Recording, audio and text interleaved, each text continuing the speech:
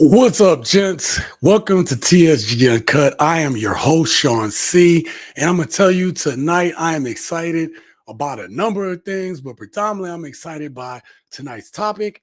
And we have a lot to discuss tonight. I have a number of video clips that we're going to discuss. Tonight's topic is men.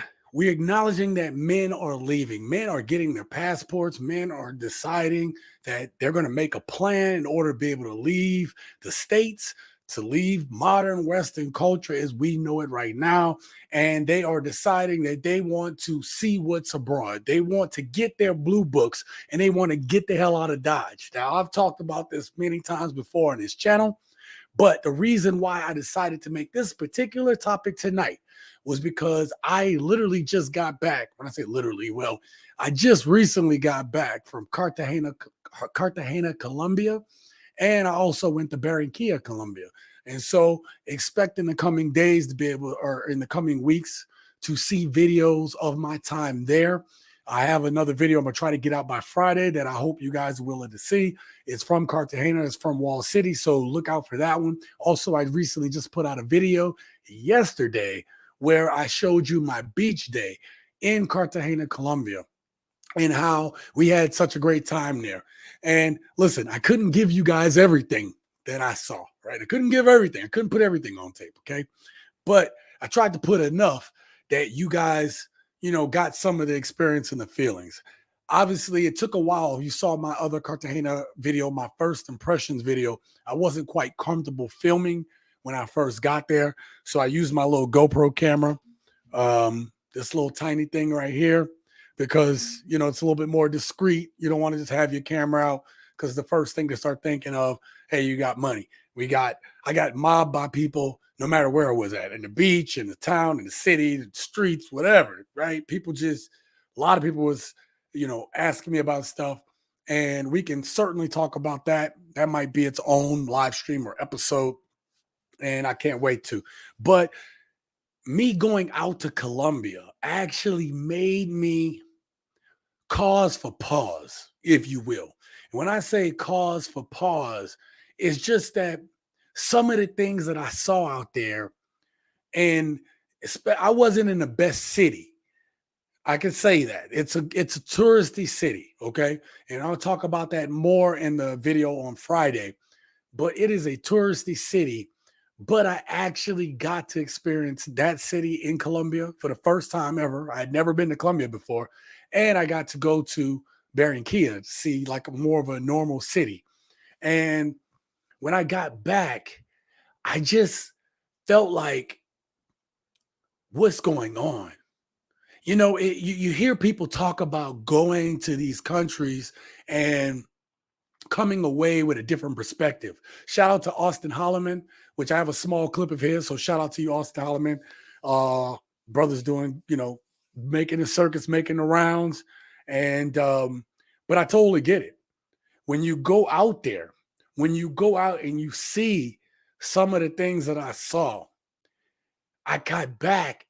And even before I got back, I can't fully articulate in words at this exact moment all of the things that I started thinking about. But I will tell you, it made me come up with tonight's topic. It made me say to you guys that hey, I need to come back and compiled these videos together to try to get an understanding, try to give you guys an understanding out there on why men are getting their passports and they're taking off. They are leaving. They are done. There's so much to that. There's layers to this onion that I hope that you will join me with to unpeel tonight. So if you haven't done it already, hit that like button so we can go get this algorithm thing popping. So we can go ahead and get more folk up in here, okay? Because we need more folk in here. Uh-oh, that's not what I want to do. Excuse me right quick. I'm trying to get my social media going. All right. So listen, I'm lost for words. I'm lost for words. And so now I have an understanding of why when men go to some of these countries, right? I'd only lived in Mexico, um, and I obviously y'all know from my videos I lived there in Mexico. I've been to Canada, been all sides of Canada and stuff like that. But I wanted to finally start branching out to these other places, and that's where we're at today. And I hope, I hope that through these videos, I can come up with more of the thoughts and the words that I'm feeling since being back from that trip. And I have more videos coming, which I will express to you guys what I'm thinking, because there's a lot. There's videos I'm going to make, like tonight, we're going to show some of these clips, but there's videos I'm going to make off of those, off of my thoughts based on the clips that you guys are going to be seeing. And I hope that I can relate a message to you guys why men are getting their blue books, while they're leaving, while they're packing it up and going. Okay. Is there nothing that modern women can do at this point? The first inclination I know for a lot of my gents here is that they're going to say no. I don't think there's nothing much you can do. But I implore you to watch this live stream, watch the video clips that I'm going to present, because you guys know, if you've been here, there's always a story arc that I'm telling. There's always something I'm trying to lay out a narrative about. So please bear with me. Now, the other thing that I am really, really excited about is that this channel, when I checked it a couple hours ago, finally hit 2,000 subscribers. So I want to thank each and every one of you guys who are subscribed to this channel for getting this channel to where it is today. From being faithful and loyal to watching this channel through all my struggles, especially you longer subscribers, okay? Your boy was trying to figure it out, okay? I was trying to figure out what I was doing with this channel. And I think now, even if the videos don't do well, I know I'm trying to get a certain message across. I know that I am trying to help men be better men. And I know sometimes I have to put the medicine inside the treat in order to get that message across. But know that I care about each and every one of you guys, whether it be the men or the women of this channel, the gents, that this message is so that we can be better, that we can live better lives, so that we can live our best lives, as I always say. All right. Let me get to this part. Oh, wrong part. That was the intro. I'm a little rusty, y'all. I haven't done a live stream in like 3 weeks, right? So the next portion of this is I always do shout outs. Again, I just hit 2,000 subscribers. Thank you to all you guys. If you're not a subscriber to the channel, hit that subscribe button and the bell icon notification next to the subscribe button so you don't miss any future videos here on TSG Uncut. All right. So I'm going to give shout outs because it's you guys that made it. Shout out to my friends at the Sand Van. They say, hey, Sean, hey, I haven't been able to catch up with you guys' videos yet. That thumbnail you got me captivated. I have it in my queue to go ahead and watch. If you haven't checked them out, check out the Sand Van. My God, they have amazing videos of the Down Under that you guys are just going to absolutely love. I'm telling you, if you want travel video, you want to see beautiful scenic sights, this is the channel to watch. This is the channel to see, okay? Then we got my boy Lucis in the house. Lucis says, yes, sir. Men go where you're appreciated and respected for being a man and not tolerated while being called toxic and being used as an ATM machine. Cha-ching. Cha-ching. He got a point there. I always forget to take the comment off the screen. I always forget to take the comment off the screen when I go ahead and play it. All right. My bad about that. See, I'm rusty. Your boy is rusty right now. I am so sorry. So he's right. Absolutely, Lucis. That's what we want, and I'm going to talk about some of these things tonight, not to jump ahead, but Lucis brings up some very good points about what men need to do. But in there is also exactly how men feel. Men want to be appreciated too, right? And we'll get into all that here in a little bit. So I don't want to get too far ahead of myself. We got my boy QB Passport flexing. Yo, what's up, brother? How you doing, QB? Thank you for being here, man. Appreciate you. Lucy says 2K subscribers, man. Thank you very much, man. And Lucy, you're a big part of that, man. Some of our videos have done where you've come up and talked on the panel or whatever and talked through some of these videos with me have done very well. And I'm very appreciative of that. I'm probably going to lose my voice tonight because I have not, I don't know if I'm prepared to talk as much or have I even had to talk as much. Even in the little Spanish, I don't think I talked as much as I have or I have to talk tonight. As tradition on this channel, I got my red Solo cup or something in a little sip. And this is just vodka cranberry, keeping it simple tonight, keeping it classy. But I'm also celebrating the 2,000 subscribers. Thank you again for the 2,000. We need to get to 2,500 now. 25 Hondo. That is the next goal. 25 Hondo. Get me there. Get me 25 Hondo. Let's do it. All right. And then we got T-Mac in the house. Again, along with everybody that's in the chat right now, another loyal subscriber to the channel. T-Mac says, 2K, what up? Thank you for the $5 super chat, T-Mac. Very big supporter of the channel. Very big supporter with the super chats. I appreciate that. And then my friends at the San Van say, 2K, good work, Sean. Thank you very much, you guys. Thank you very much.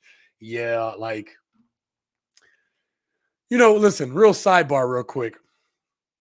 It took me, I don't remember how long it took me to get to 100 subscribers. I don't remember that.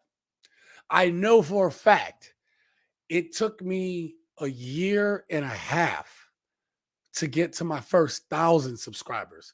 And some of you guys out there are like coming up on 1,000 and you guys are like less than a year doing it. You know what I mean? And so, you know, you guys have the YouTube juice. You guys are learning and growing and putting out great content that is drawing people to your channel a lot faster.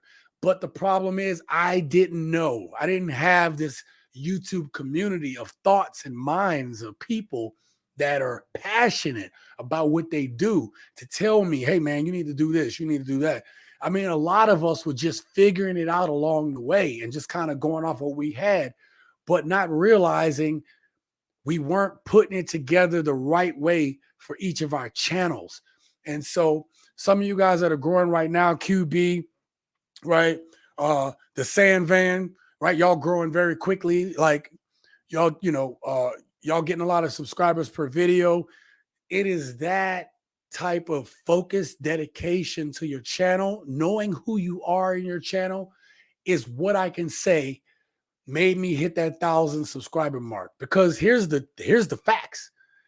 When I changed up and I knew the identity of this channel, unapologetically knew the identity of this channel on January 2nd, when I made that change, I'm talking about Michael Jackson level change, make that change. When I did that level of change, all right, on January 2nd, by January 20th, 18 days later, I was at 1,000 subscribers. I went from 387 to 1,000 subscribers in 18 days because I had my attention focused on the task at hand. I knew what I wanted to do with the channel. I knew what this channel was. And there it is, right? And a lot has changed since January 2nd of last year. Now, it took me, it's taken me less than a year now to get to 2,000. They say it gets faster and faster. Let's hope 500 happens next month. All right, next month. Little matter of fact, Merry Christmas. Let's do it for Christmas time. All right, 500 by Christmas. All right. T-Mac says, bro, did you just get back from Colombia? I leave out in 2 weeks. Yeah, bro. I just got back. I got back on Sunday. Well, technically Monday because we got delayed a lot on the flight. So I got back late, early Monday morning, late Sunday night, whatever you want to call it. And yeah, man, I was in Colombia for about a week. I got a chance to go to Barranquilla for a day. So I have not just Cartagena videos, but I will also have a couple Barranquilla videos and a couple thoughts and stuff about that. And yeah, man, congratulations on getting out to Colombia, going to Colombia, T-Mac. What, if you don't mind me asking, what city you're going to go to in the comments there? Let a brother know. Are you going to Medellin? Where you going? All right. So anyway, while I'm waiting on that, again, thank you guys very much. I'm not going to hold you guys up too much. I want to make sure I start rolling into these topics. So,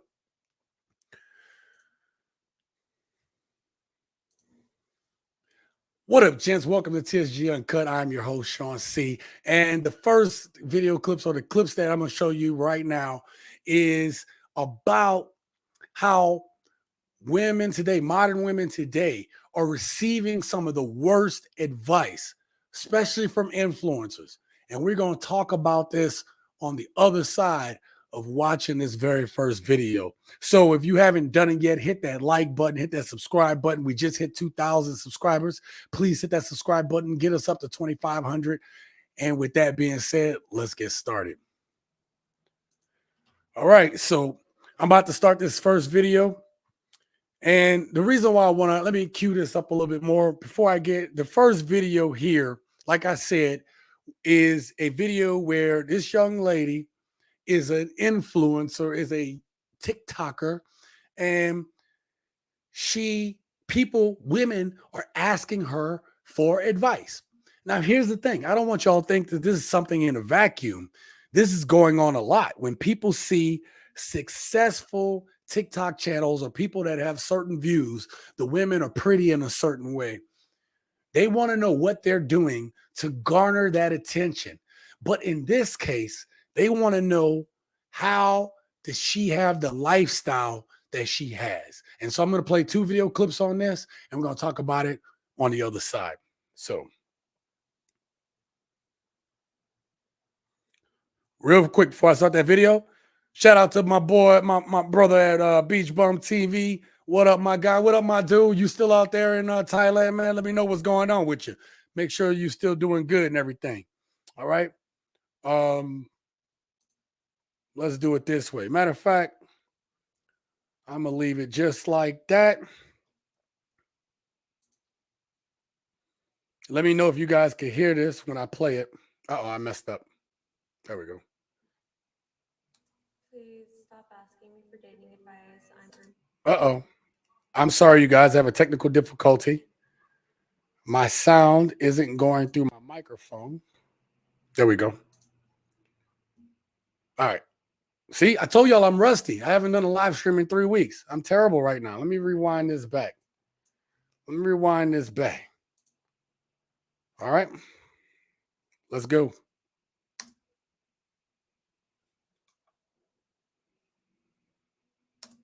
Okay, I can't hear the sound. Oh, you know what, man?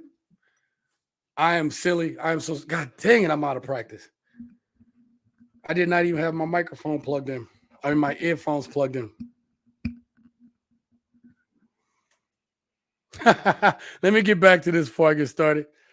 My boy at Beach Bumps, he said, nope. I'm assuming you said in my states, and now I'm depressed. You back, huh? Yeah, bro. I know what it is, but at least you got to see it, man. Some people will never get to see what you saw, and that in itself is a blessing. All right. All right, let's try third verse, same as the first. Let's try this again, okay? Because your boy is messing up here at a rapid rate of fire.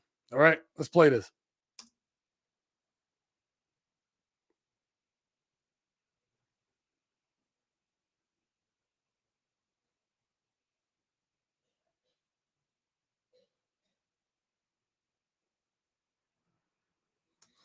Wow.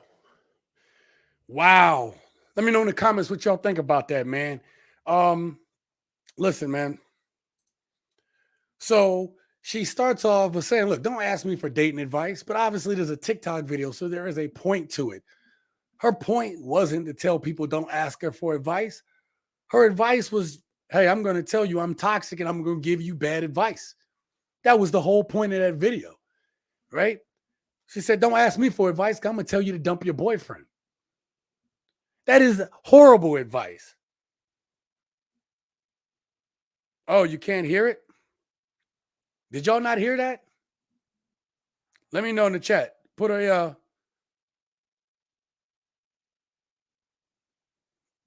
you said you couldn't hear that? I thought it was playing. Resiliently reformed. You said you can't hear it, huh? Hey, this is my brother, man. Brother.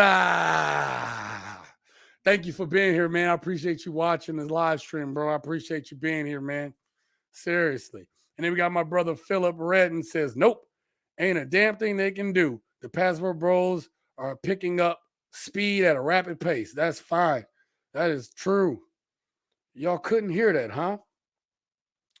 All right, let me see what's going on real quick. How can y'all hear that? All right, let's see. All right, yeah. I get you. I get you. I get you. I get you. I get you. I feel you. Let me see what let me check my settings.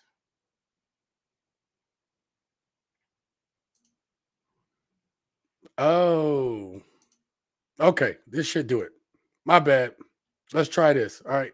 Give me a second. Let me go back. I rewound the video. Let's see if we can hear this.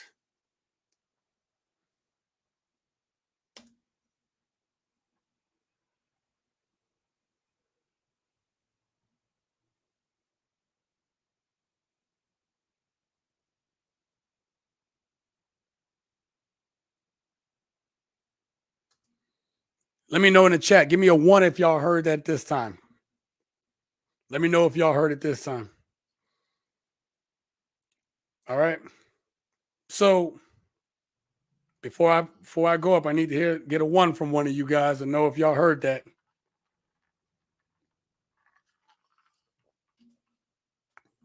No takers yet? Let me know down in the chat. I could have swore I figured it out. No? Still nothing? Hmm. Hmm. Hmm.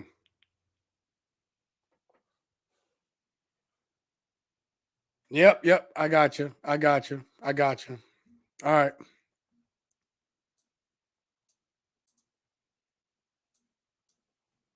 All right. We got that turned up. That's off. Let me check my settings one more time.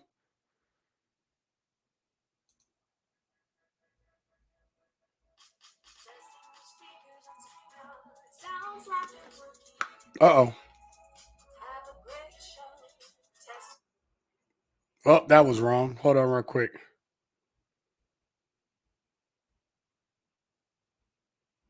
One second, you guys. All right. Let's try this again. Sorry about that. Damn, I can't believe I couldn't hear it. All right.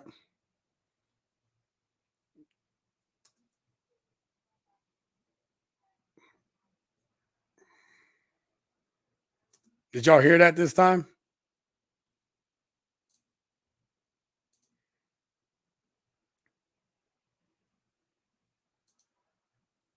Because I could hear it through my earphones. Still nada. God dang. Um,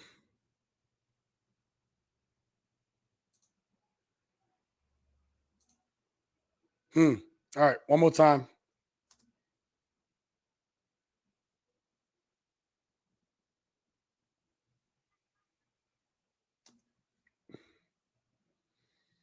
Okay, that's not the right speaker output. Let me try something.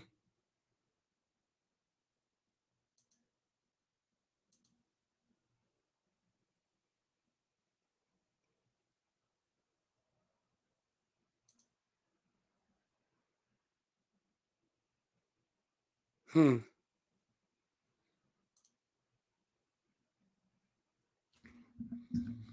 Make sure everything's plugged in correctly.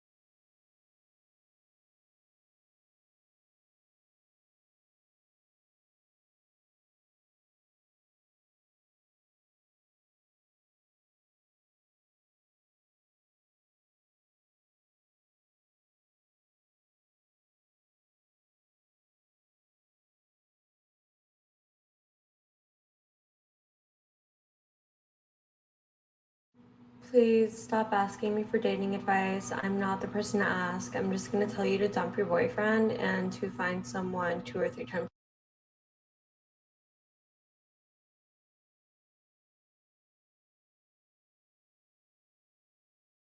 Did y'all hear it this time? I don't know why my mic muted.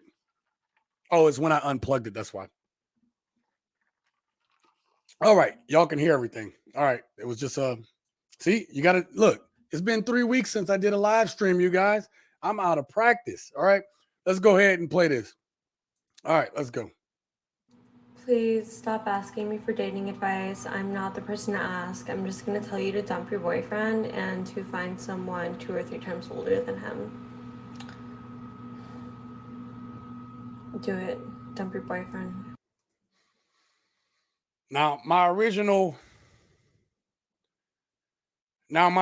point, on this thing was that this young lady is getting women asking her for advice, which is happening with a lot of influencers today.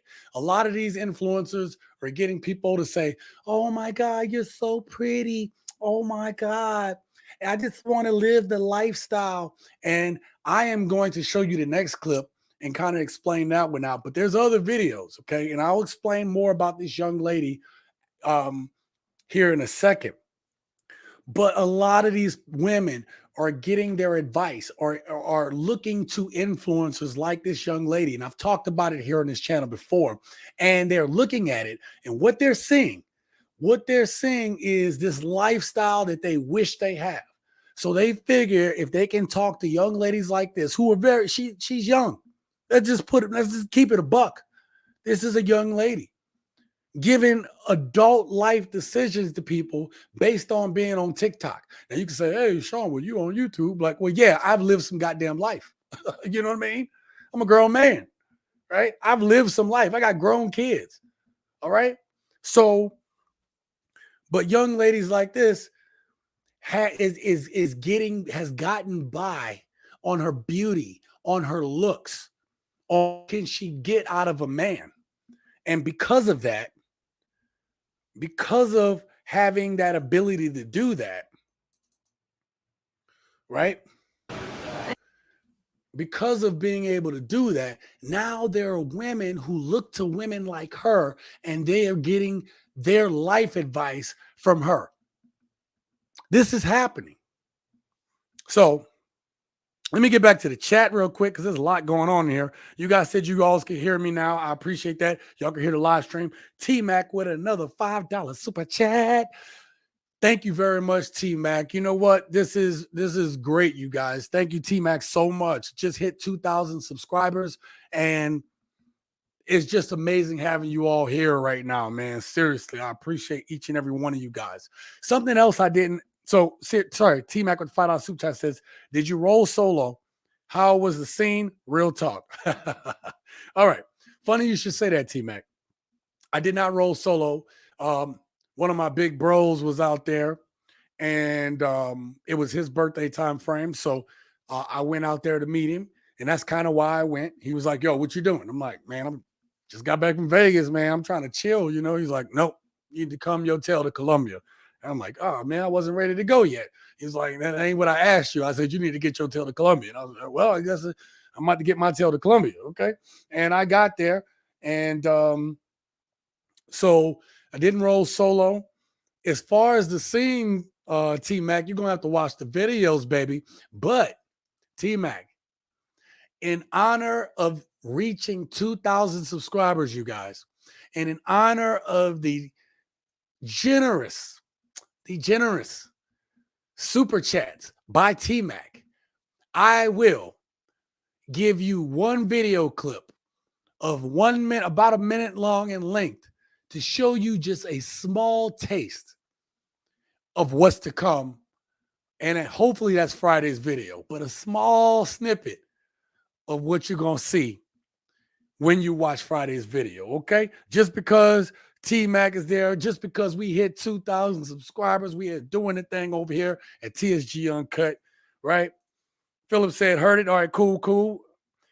Hey, Mr. GG in the house. What's up, Rum? And the big homie TSG, man. Nothing much, baby. I just got back from Cartagena, Colombia. And it's all good, man. Got videos coming. Make sure you guys check that out. Make sure you guys check out after this live stream. Check out my video from the beach day. I apologize about the video quality, but again, I was trying to be low key with my camera. So I got my little small joint here so that I could film and not get mobbed up, right? Okay.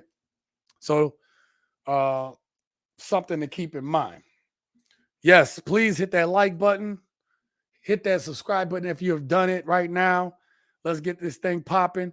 Mr. Gigi said that's motivation. Yeah, man, it really is, bro. I went to Colombia in January for New Year's. I went solo. Yeah, man, you know what? I intended to go solo. If anything, when I was going to go to Colombia, reform, I was going to stay there for like a month or so. So that was my plan, to stay there for at least a month. Okay. So just like Beach Bum TV said, when I got back, I was low-key sad. Okay. Now that's not the city I want to be in, but when I was in Barranquilla, I actually found a little nice little neighborhood where you could walk, go to stores and shops and stuff like that. I scoped my place out, but I don't want to talk about that right now. Let us get into the topics at hand, people. Let us get into topics at hand. I will bring up in the middle of this, I will bring up that minute clip. So I won't wait till the end of this live stream because I know your boy be long stroking the live streams, all right? But some of these live streams can go on for a minute. But if you guys are patient enough, we get through a couple of these videos, I'm going to go ahead and play that minute clip of Cartagena, Colombia and Wall City. And that's going to be the title of the video. So when it come out, I expect every one of you that's watching right now to be on that video, right? Get down in those comments, hit that like button, all that good stuff, all right? And then T-Mac says, oh, snap. Yeah, bro, that's what happened. Beach Bum TV says, get them likes up. That's right, man. Yo, John, what's up? Ham Flights Kidbox, man. Make sure you go check out this brother, man. Thank you for being here tonight, man. I appreciate it, man. Just got back from Colombia, brother. Just got back from Colombia. Make sure you go check them videos out when I drop them. All right. Put the notifications on if you don't have them. All right. So yeah, man. Let me get back to this video. I want to get through these clips so we can go ahead and have free time to talk about all this stuff, right? But yeah, this next video I'm playing, it's the same young lady. Now, I'm going to give you some background on her. This same young lady wind up finding, like she said, she found her an older man who got some serious money. And basically he putting her up in a luxury or a nice lifestyle. But not only did he put her up in a luxury or a nice lifestyle, but he also put a biscuit in the oven. That is right. She has a kid by this dude, put a biscuit in the oven. Now this woman is living the life of luxury. Now, before I hit the play button on this, I'm going to show you guys the video in still form. I want y'all to watch her hand. She got her hand up to her face. I want you to watch that ring finger on the hand, okay? And see what's up with this. Hold up. Can y'all see that? Look at that ring finger. That ring finger. That thing is huge. I'm talking about it's leaping out of the plane without a parachute, okay? That thing is reflecting, letting its light shine through. I'm telling you. So this is why these young ladies want that type of lifestyle. They see her and she's going to tell you more about it. She just gave the most terrible advice, telling these young ladies to go ahead, get you an old ass dude and then dump your boyfriend. All right. That is her advice to these young ladies. This is what young ladies, women here are getting. And not just even the young ladies. Women in their 30s are still following her like, yo, how can I do what you do? I'm still pretty. They want to know. So let's jump into this video. Okay. I'm going to leave this one on full screen so you guys can see it better. I'm here at Restoration Hardware with my baby daddy. And I was just thinking like, wow, I made a really beautiful life by being a hoe. Did y'all just hear that? No, no, no, no, no, no, no, no, no. I I don't. No, no. I'm gonna back that up. I'm gonna back up the whole thing. Hell. I'm gonna back up the whole thing. Y'all got to hear that again. If y'all did not hear that last part, I'm gonna play this whole video again. I'm here at Restoration Hardware with my baby daddy, and I was just thinking, like, wow, I made a really beautiful life. She made a hold on. Let me stop this real quick, you guys. She just said that she made a beautiful life, a beautiful life. She did not work for that old man's money at all, not even a little bit. Okay.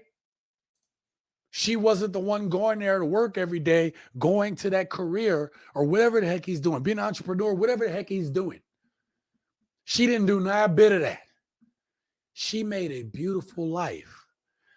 Pray tell, young lady, how did you make this supposed beautiful life? I made a really beautiful life by being a hoe. Wow. Wow. Wow. Yeah. Seriously.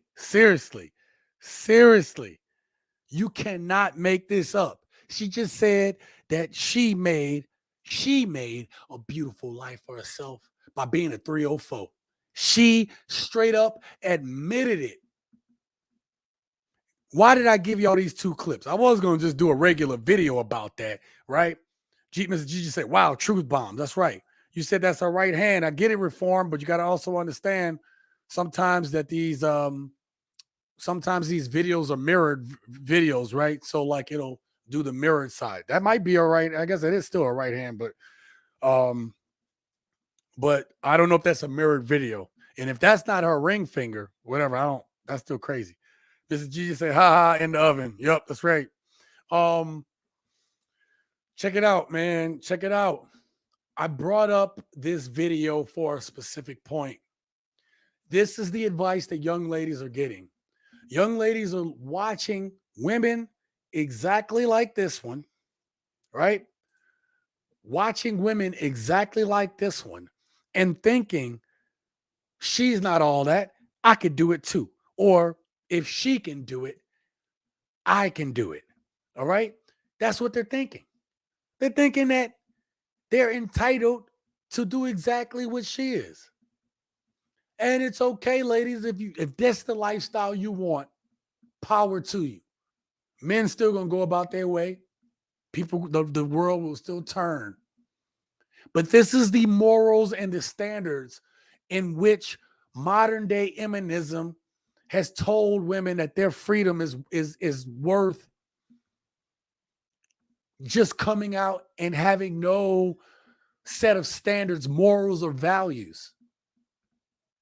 This is one of the reasons that men are getting their blue books. They're getting those passports. They are becoming passport brothers because you may not necessarily be in the category to talk to a woman like this. And that's no diss. I'm not even probably wouldn't be in a woman like her category. And that's okay with me.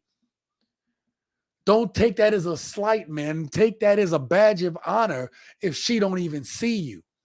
And here's the thing. I just saw a video recently where a guy said about this study that they did that if a woman isn't attracted to you or doesn't like you like that, in her brain, it just doesn't register that you're there. It's nothing good or bad. You're just not there. It's almost like you're invisible. You ever notice that women see over you or past you or through you?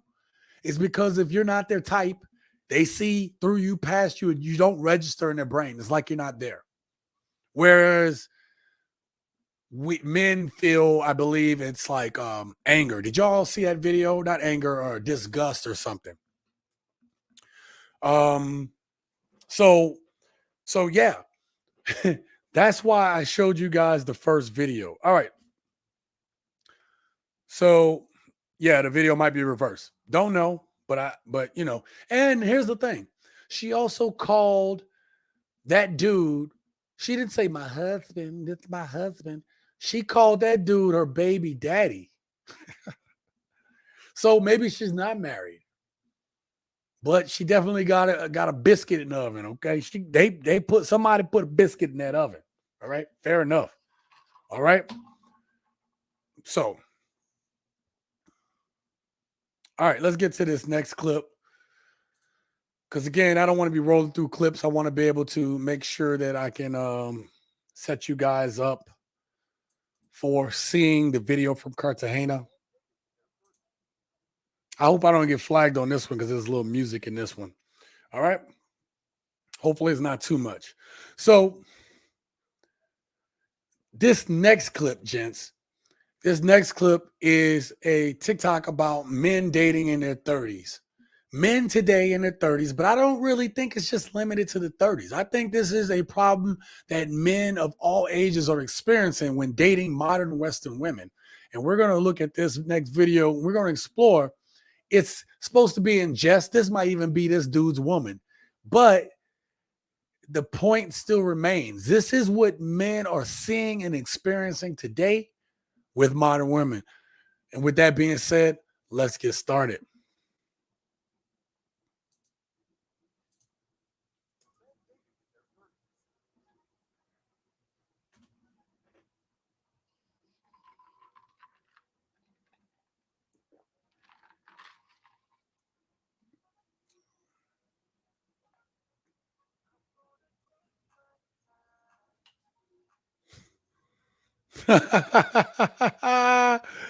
Oh, your boy said, F this out.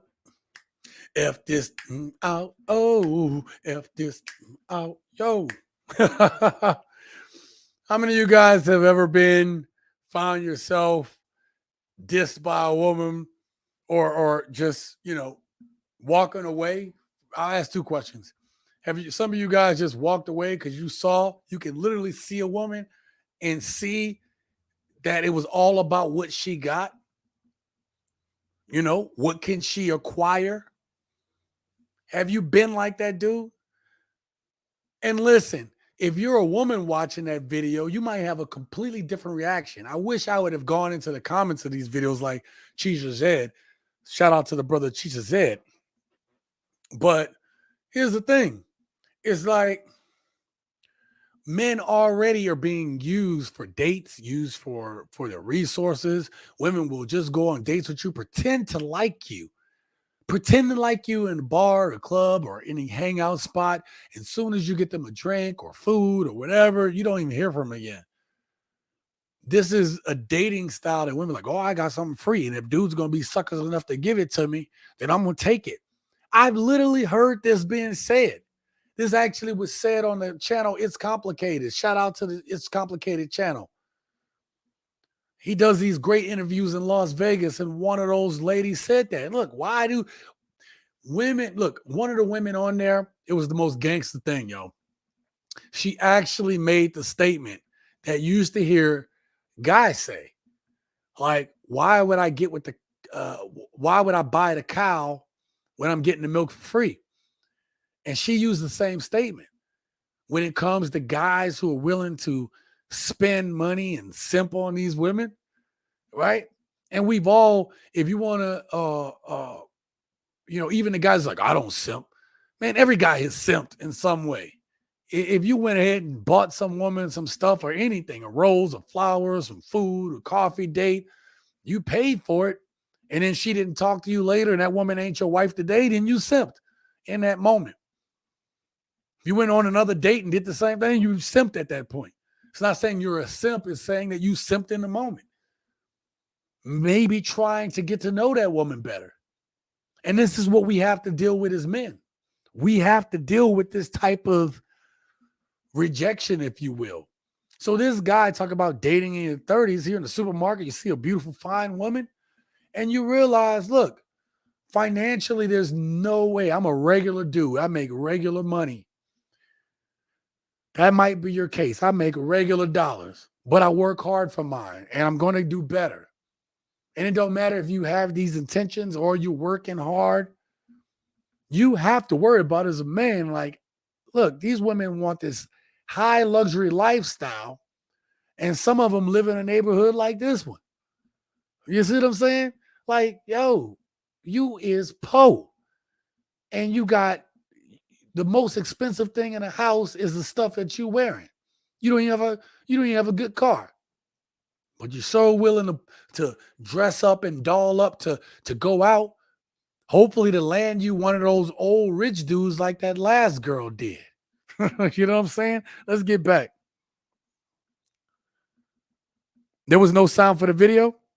That's okay. That's perfect. Cuddy, that's perfect. If there was no sound for the video, that's perfect. Cause it had that sensual seduction. It was playing in the background. So I just saw that I forgot to put the sound on. But that's good. That is totally good because I wasn't trying to get flagged for that. So thank you. I'm glad I did that on accident, but thank you. Let me unmute that so I don't forget it next time. Beach Bump TV says, I noticed that I like sixes, sevens, and eights. Real pretty girls can't do nothing but be pretty. You know, honestly, my brother, same thing. Um, I like six, sevens, and eights too, right? Um, and here's even a more telling thing, and maybe it's something we're getting older. If you guys can relate to this, drop a one in the chat. If you don't agree with what I'm about to say, drop a two in the chat. So here we go. I've noticed that as I'm getting older, I like six, sevens, and eights, but I would be more willing to talk to a six with a agreeable, great personality, you know, in her femininity than I would if I had an 8, 9, or 10. Drop dead gorgeous. Yeah, she wants to be with you, but she's got attitude. She's putting on airs. She's on her phone. She's looking at her, always adjusting her hair and her makeup and stuff like that. Um, Borderline. If you have too much makeup, I won't even. A woman with too much makeup, I won't even talk to him. No, not even. You're matter of fact, woman. I've said this before in the channel. Woman with too much makeup is a man to me. Okay, I automatically categorize you as a man. Now, that's not to say there's a level to it, but I'm saying because I know some women, you know, hey, society has gotten women feeling like they can't be natural, right? TV, movie, beauty standards women feel like they can't be natural. And men don't mind that, especially around the house. Like, baby, you know, like we go out, if you want to put makeup on, good. But around here, just be you.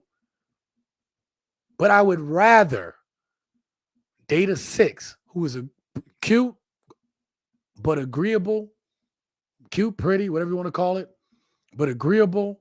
We have a great time. We talk. She's feminine. You know, there's just easy to be with. I'd rather that than an 8, 9, or 10 that's going to cause me headaches because they're wrapped up into themselves. Let me know in the chat what y'all think. Is that a 1?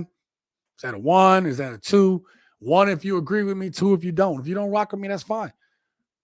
I'm just saying, as you get older, you realize the superficial don't matter, man.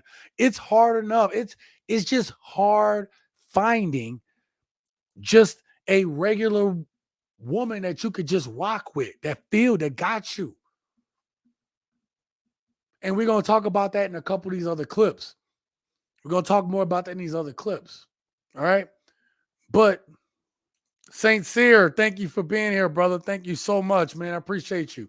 Thank you. Another one of my subscribers, another one of the 2,000 of you guys that have trusted me with your evenings, with your videos, with your time, man. You know what I mean? Like, you guys trust me with your time, man. And I'm sorry I don't always maybe put out the best joints, but guess what? I'm always working. I'm always working, trying to find new material. Some of it lands with you guys, some of it doesn't, and that's okay. That's okay. I don't want to get pigeonholed in doing one thing, right? Saint Cyr says, love a woman that's just fair. She ain't got to even be a baddie yet. Any ladies who are watching this right now, let me leave that back up on the screen. Any ladies who are watching that, you know how many guys I come across that think just like this? You know how many guys that just, goddamn, can I just find a normal woman? Can I find a woman who isn't wrapped into her own self? And I hear all these women talk about, well, men need to do this and blah, blah, blah. Who are y'all talking to? Because the guys I talk to and the guys I speak to and the guys I mess with, they doing all the things that women say. They're doing everything. They're not trying to like, oh, you be, I should have, y'all seen The Color Purple? I never should have let you out. I should have just locked you up, threw away the key. Just had you out to clean it. Man, that Danny Glover was something else, huh? And that's another one of them. We're too bad Lucis ain't here. I know he'd love the bomb on that one.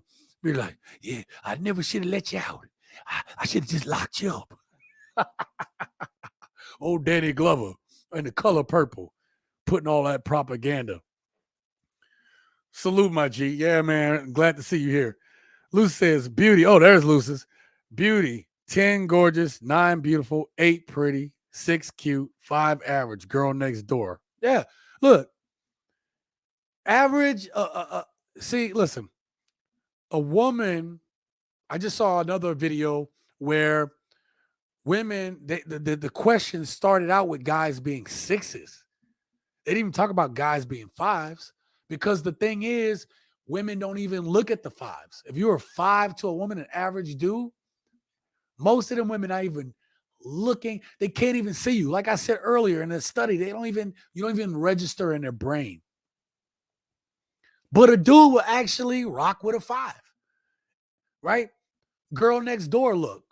She's not beating down the walls, but man, she's just nice and agreeable, man. She just looked like somebody you could just chill with. And that's more important. I mean, we want beautiful women, don't get us wrong. Men are attracted to looks, don't get it wrong. But men will also go down and lay down with a 4. You know what I mean? Or a 3 sometimes, you know what I mean? Some dudes will lay down with some 3s and 4s. So it don't matter.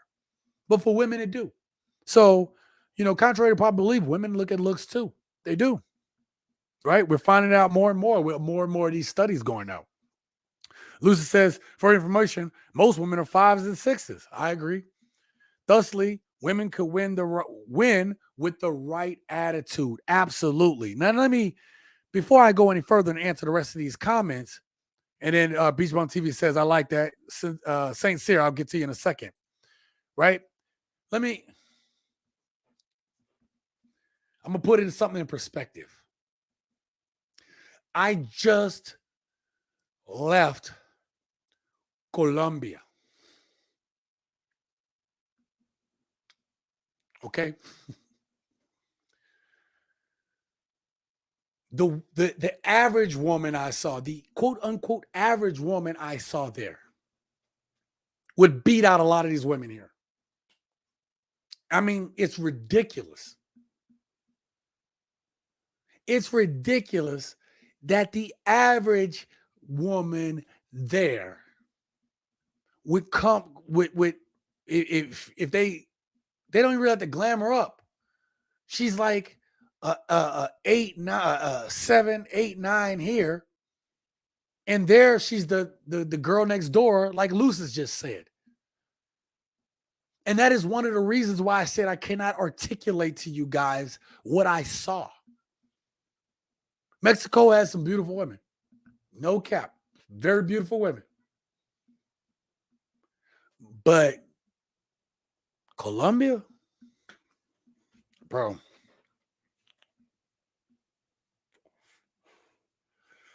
I'm gonna get to y'all comments. Hold up. Let me figure out. All right. Saint Cyr says the lady that's just fair can have a nice shape and all that.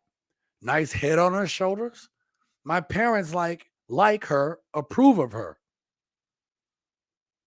My parents like her, approve of her. Oh, you in there. Right. Okay. So if your parents like and approve of that woman, you in there. Yeah. Man, look. Me and my mom have candid conversations all the time. She's downstairs right now, okay? I've been coming back here now that I'm doing this full-time travel thing. So, and I needed to spend more time with moms, Spend time, make sure y'all call y'all people, man. I had a dream about that. And I don't know what that's about, but maybe it was for the message was for some of you guys. But talk to your people, man. Talk to your people. All right.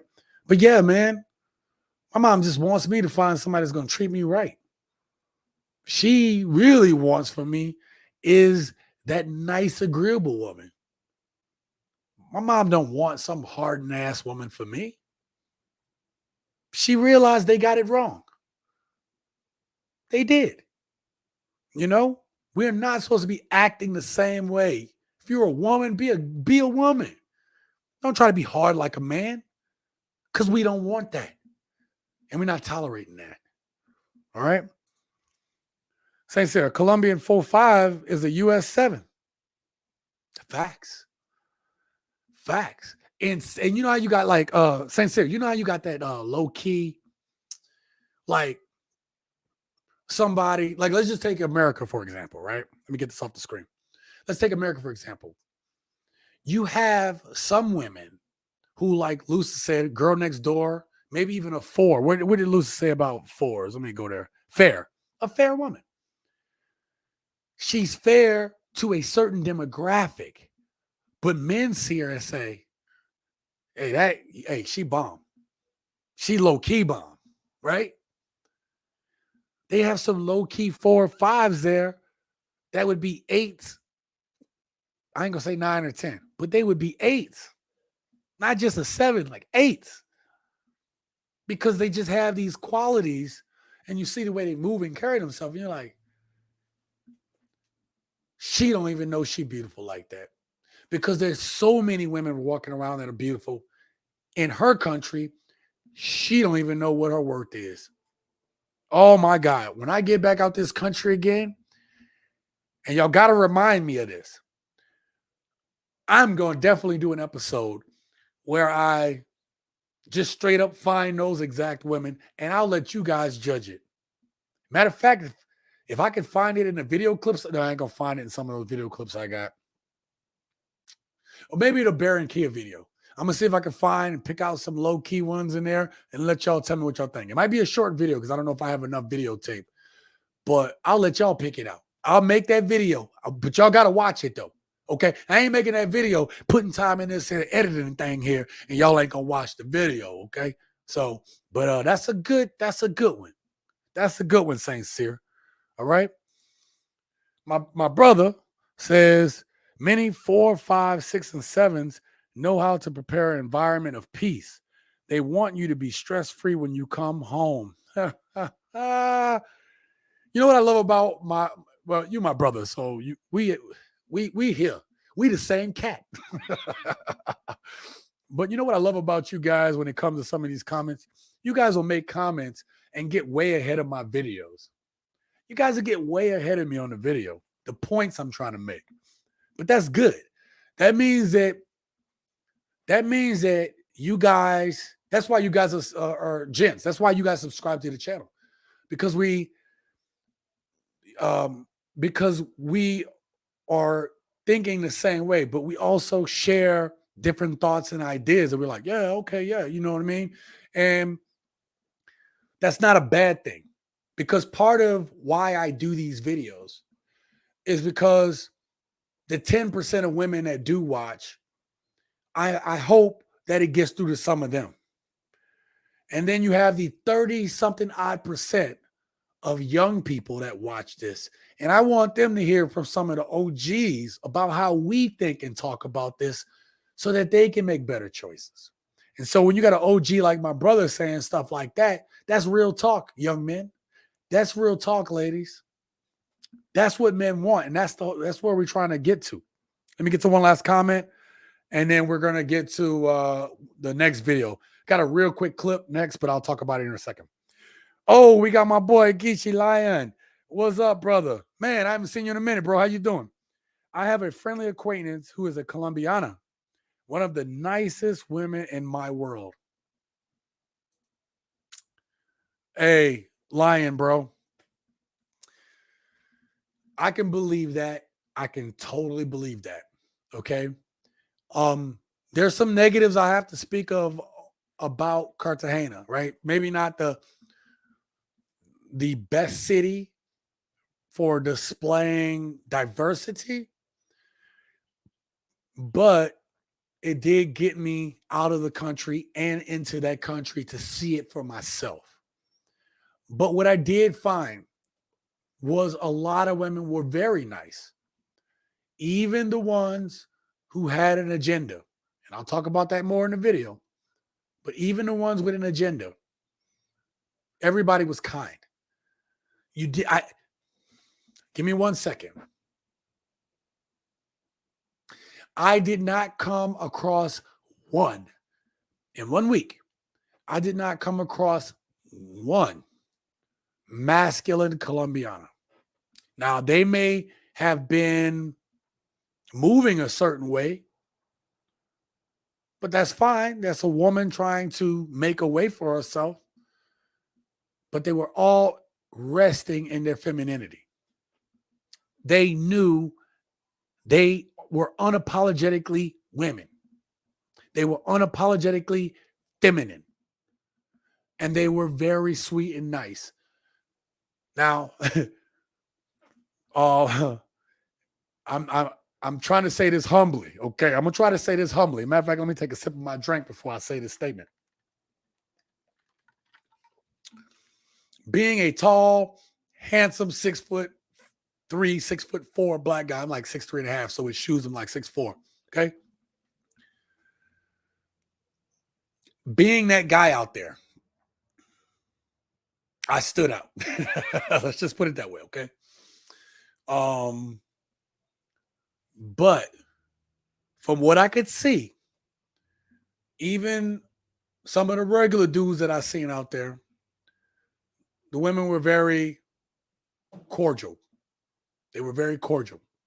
I didn't see anybody like, ugh, but I didn't see anybody being disrespectful either. So I don't know. But that's me being low-key humble. Let me do that for a second, okay? Let your boy do that, all right? Lucis says, I have an inner circle mate that is a divorcee, that is a Colombiana, that is the most traditional acting beauty.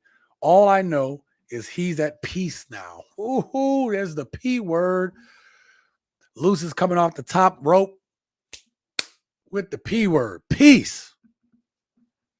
He's through with modern U.S. women. Well, I have more videos because I want to stack the case. I try to build this like it's a law case. Right? It's one thing to talk about it, but I like to show it here on the channel, Lucis, and you know that. Okay? Now, let's get to this quick Austin Holloman clip. Okay? Shout out to Austin Holloman. And I got to mute this for a second because the sound will come up if I don't. It's real quick. So we've talked about these influencers telling these young ladies, about go find you a rich man. Go ahead and get you a guy with money. Dump your boyfriend to go after somebody that's because they got money. You might have a good dude. If y'all didn't see one of my videos about a month ago, where the girl was saying she had a good dude, but she didn't know that, and she treated him. She thought he was a beta dude and treated him like a beta dude. And then now she's in a hotel fighting for custody for her kids. That new dude has got a nice wife, another woman. They got kids together, or they combine their kids together, whatever. They have a good life, and she's staring from the outside looking in, wishing she had that life. But she messed it up because she was following advice like this young lady, telling other young ladies, other women. Yeah. 1 second.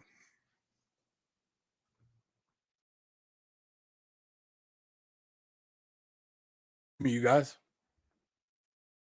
That's the email to the channel. If you guys have any stories or any clips or anything like that, you guys can also hit up the Instagram.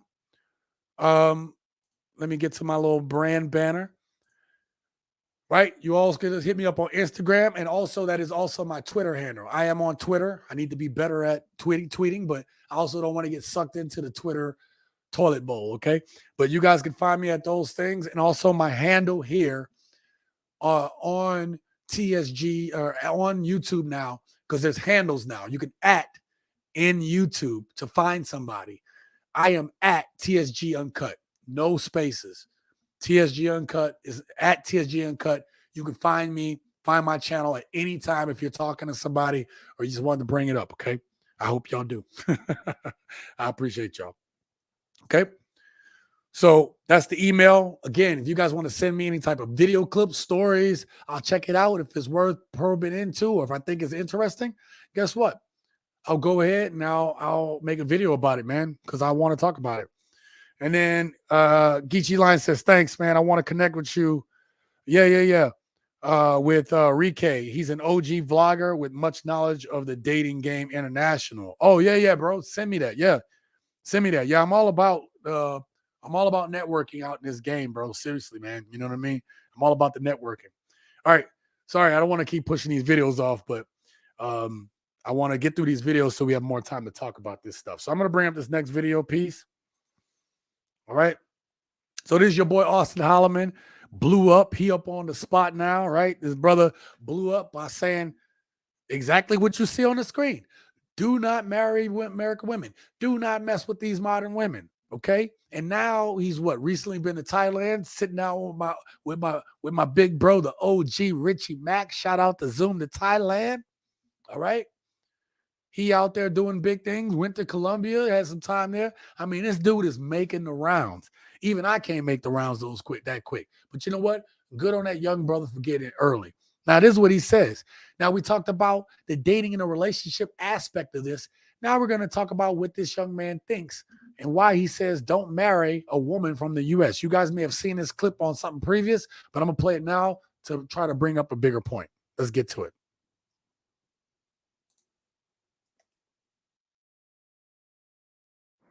Guys, do not marry a woman from the United States. Y'all can live in the same house, and she thinks sweeping her own floor is a slave duty just because she doesn't want to be a wife to you. So, how many of you guys hear that talking point all the time? Seriously. You know, like, you got to understand, you guys, how many video clips I go through in order to build this channel, to do this show. Not all the video clips. I have a folder with just clips that I haven't even used yet. Don't even know when or how I'm going to use those clips. But I have a whole bunch of clips that I go through. And that's the ones I kept in that folder. We're not even talking about the ones I just go through and look through. And you hear these clips where women are saying, well, like, all a man wants to do is to make you his slave and to embroider you to the patriarchy and all these dumbass talking points. Because the dudes I mess with and the dudes that I know and the dudes that I hear from, right? The dudes, you guys, even you guys who are watching right now, when I hear from you guys, I don't hear men that, like, most men today, or sorry, let me back that up. Most men who are men know how to take care of themselves. Let me repeat that again for the cheap seats. Most men know how to take care of themselves. But you'll also hear the talking point that without a woman, men wouldn't know what to do with themselves. Men wouldn't know how to take care of themselves. No, baby, that's not the truth. Because as men, some of us, like, we just don't have a choice. If nobody mess with us, we have to figure it out on our own. But the men that I know, they know how to cook. They clean. They want to be around their kids. They want to take care of their family. They want to build up their family. They don't want to hold their woman back. They want her to flourish. They want these things, and they do these things. But just like the young brother Austin Holloman brought up in his clip, that nowadays, if you say, well, I want a woman that can cook. Oh, he's trying to put me in the kitchen and barefoot and pregnant and like, wait, you're a grown-ass woman. You're independent. You're supposed to be a boss bee. But you can't cook. You can't make some food, a hot meal for yourself, your future kids, your potential kids now. Keep buying these kids that damn junk, Mickey Demons. You buy them that stuff every night. And you got the nerve to be offended. You should be offended that your mom ain't taught you how to cook. You should be offended that somebody in your family ain't taught you how to cook. Took the time. My mama didn't necessarily teach me how to cook. I just washed in the kitchen. And then when I got older, I just started cooking. Just kind of watched it. Young ladies today don't even watch their moms cook because their moms ain't cooking. The women that raised them ain't even cooking. So nobody in the house know how to cook. Ain't got no dude in the house. And nobody know how to cook. Are you out of your mind? Are you out of your mind, ladies? Seriously. Seriously. The men I know how to get down. At most, if you want to call yourself a man, put a one in the chat if you're about to agree with this. You better know how to grill a little bit. You better know how to get on that grill. How come every time I do these live streams, the goddamn ice cream truck? I'm telling you, he ain't selling ice cream, y'all. He's selling that. Selling that. Okay. All right. But, you know, at a minimum, as a dude, you better learn how to grill or fake it till you make it. Okay.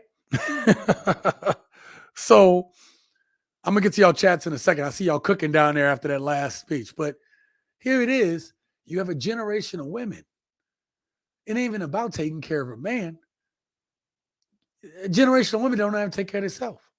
Maybe a couple generations of women that don't know how to cook, don't know how to clean, got messy ass houses. That's just nasty. Oh, y'all don't know what it is to be a mom, whatever. I know that if you want to be a mom, you need to teach your kids to grow up in a clean house. Absolutely. There were some friends of mine I grew up with. I would sleep by their house. Do not go in the kitchen at night. Lights be off. You're like, man, I just want to get some water. I'm so thirsty. Cut on that light.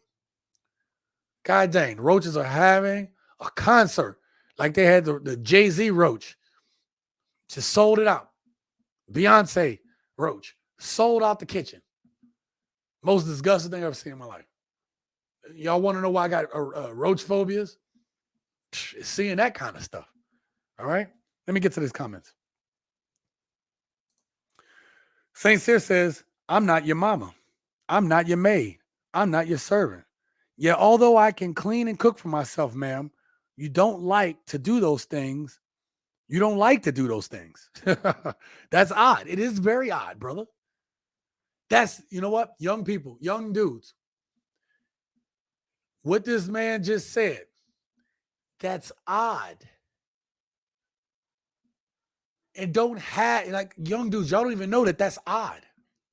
It's not about enslaving women to the kitchen or some patriarchy that most of us dudes don't even have access to. None of us are in control of anything. If you're watching this live stream, you're not in control. You might be in control of your destiny at this moment, but you're most likely not in control of nothing big. You wouldn't be watching my little ass live stream. And if you are, thank you very much. Thank you for the 2K. But the chances are we just regular dudes. Some of us working harder than others, got a little bit more than others, whatever. But we just, men and women who watch this channel, we just regular people. And regular people should know how to cook. It's odd. Yes, absolutely. Lucy says, I just saw Austin Allen on Richie Mack. He ain't lying. This talking point about slavery for keeping house is ridiculous. Young men, listen to what Lucy just said. Read the screen. Okay? Listen to what I just said. It's ridiculous and it makes no sense. If you want to call yourself an adult, it makes none sense. Absolutely none. Right? I'm queuing up the next video. But I'm not going to play it yet because I got to get through y'all comments. Oh, already read that. Lucy says the sad part of being a man today, men know how to keep house better than women. Man, say that for the cheap seats. Strong, independent, don't need no man types. Live a life is trash and burn water. Ooh, man. Lucis is always coming with that fire, man. Lucis is always, yeah. When women be like, I don't know how to cook, it was like, you out of your damn mind. All right. All right. And then when you tell them something, when you tell women today, these modern women about it, then they give you this face.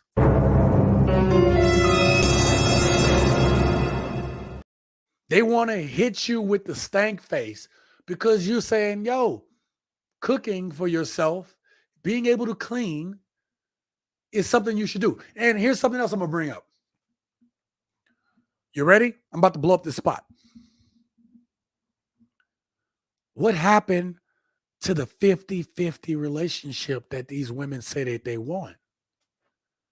What happened to the 50-50? What happened to that? Do y'all even believe in that? Do women even believe in that? 50-50? Because if it's 50-50, why are you in a household where the man only knows how to cook or clean? Or you have that man who's working, telling you, hey, baby, you ain't got to work. Just take care of things here.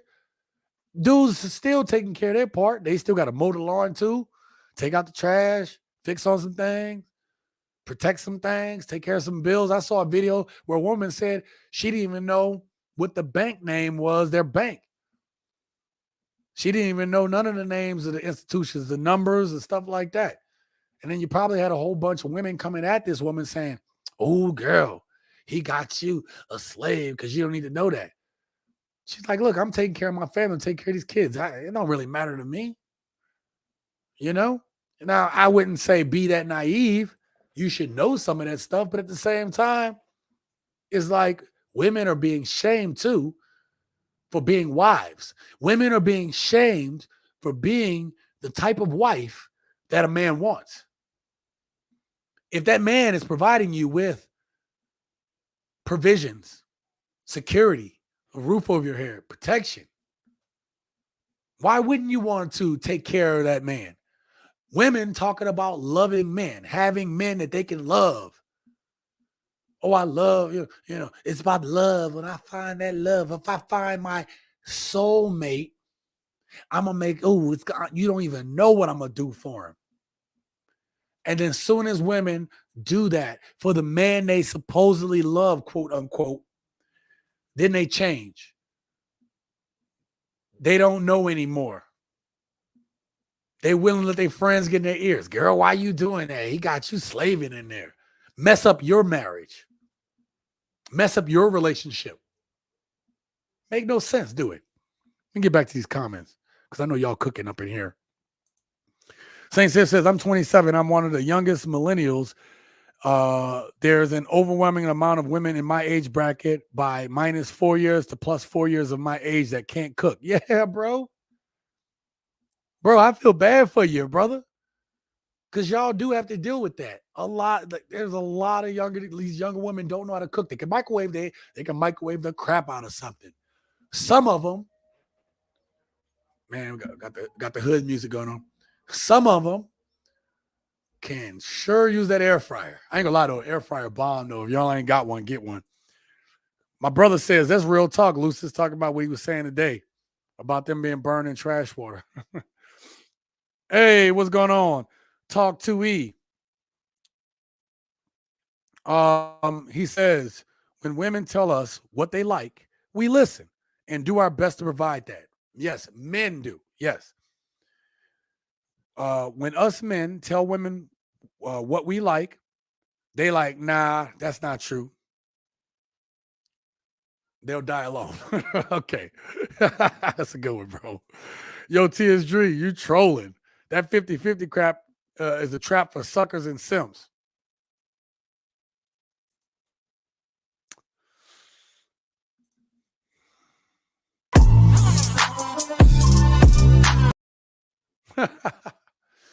Listen, from being a leader in the military, I've learned that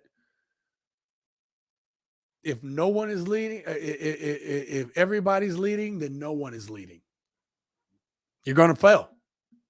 Somebody's going to be at least 51-49. Somebody in any relationship or any team, it's going to be 51-49.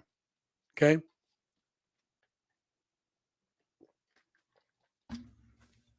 51-49. Somebody. As Joe said, somebody's got to be on top.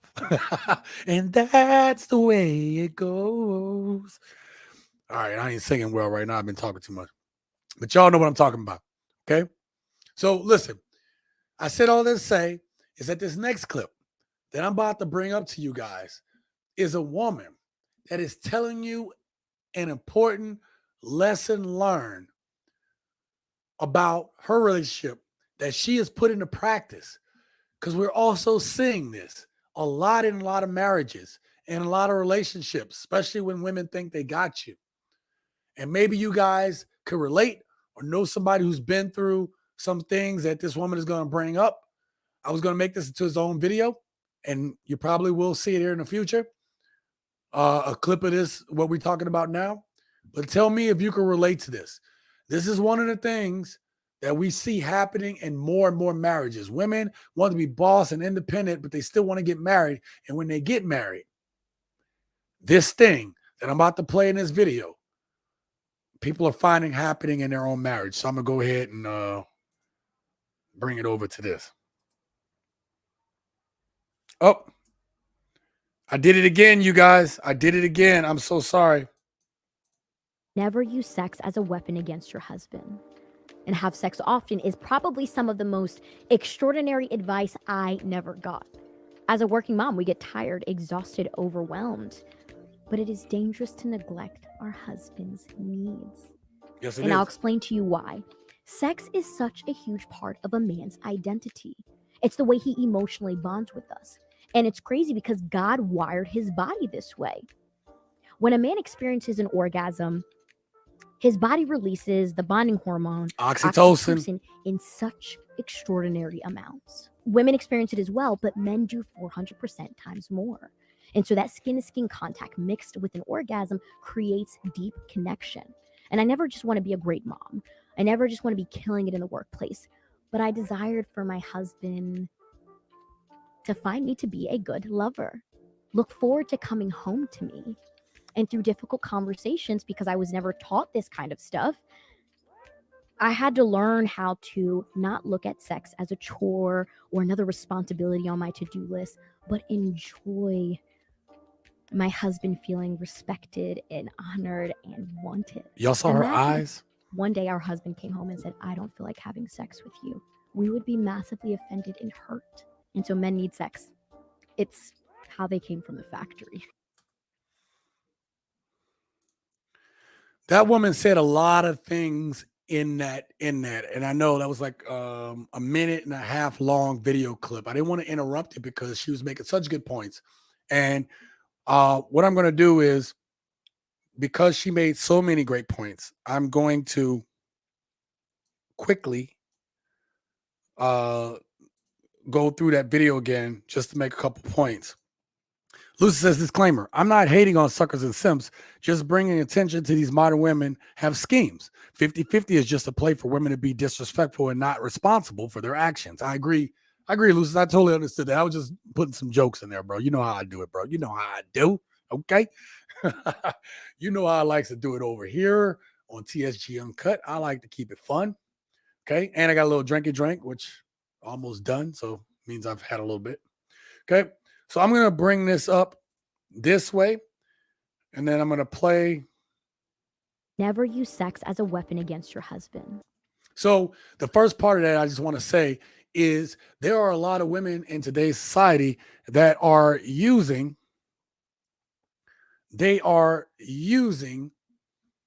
X as a weapon. Okay. Oh, that didn't work out right. Okay.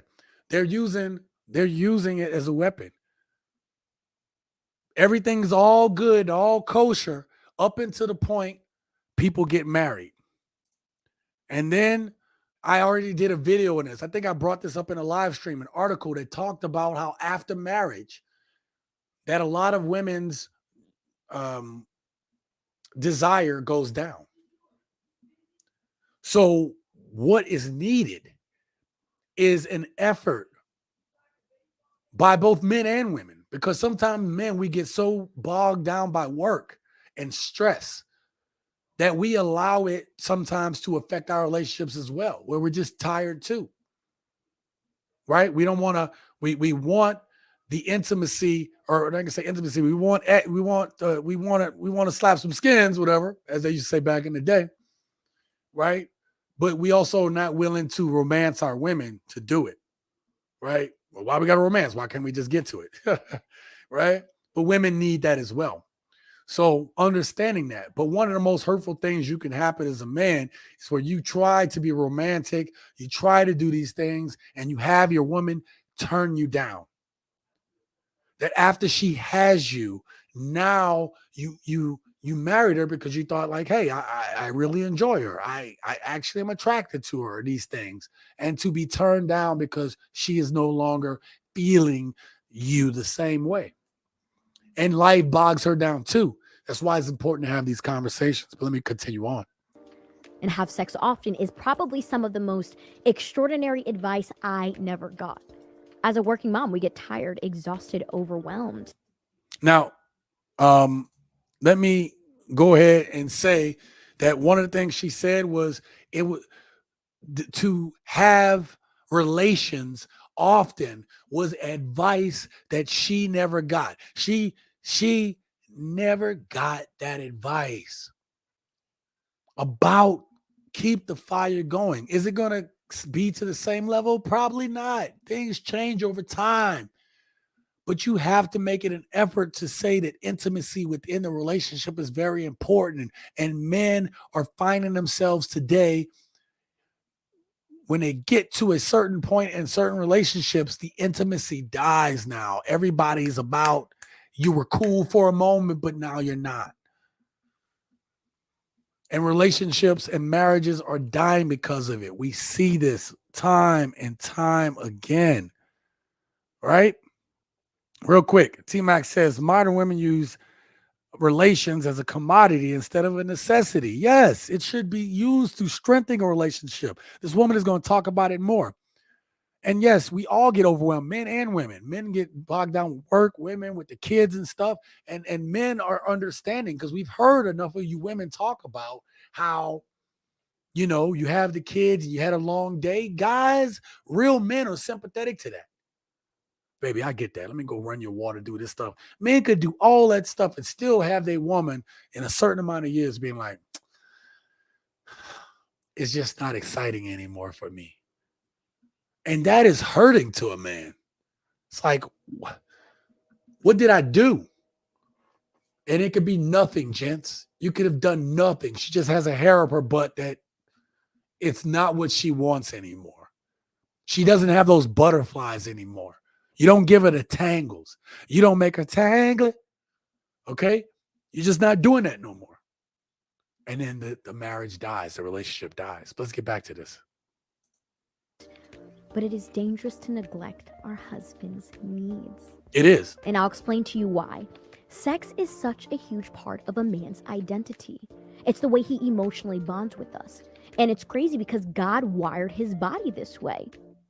When a man experiences an orgasm, his body releases the bonding hormone, oxytocin, in such extraordinary amounts. Women experience it as well, but men do 400% times more.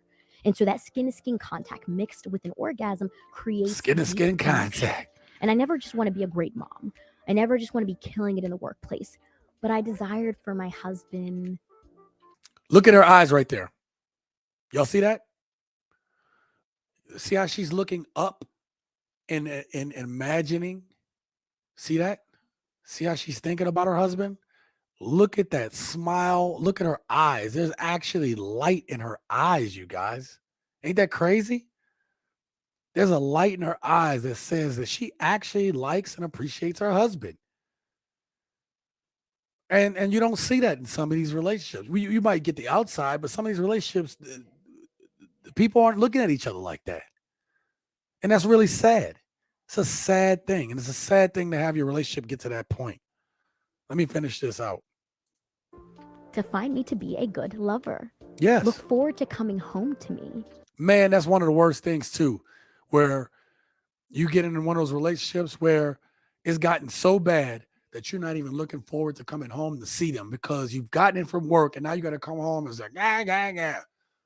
And look, man, we're guilty too. Sometimes we'll come home and we'll nag about things. I think one of the worst things that get on our nerves is like, especially if you have a stay-at-home wife and you come home and everything's a disarray and it's a mess. I get it. If you got a lot of kids running around, it's tough keeping a house clean when you got a lot of kids. It just is, right?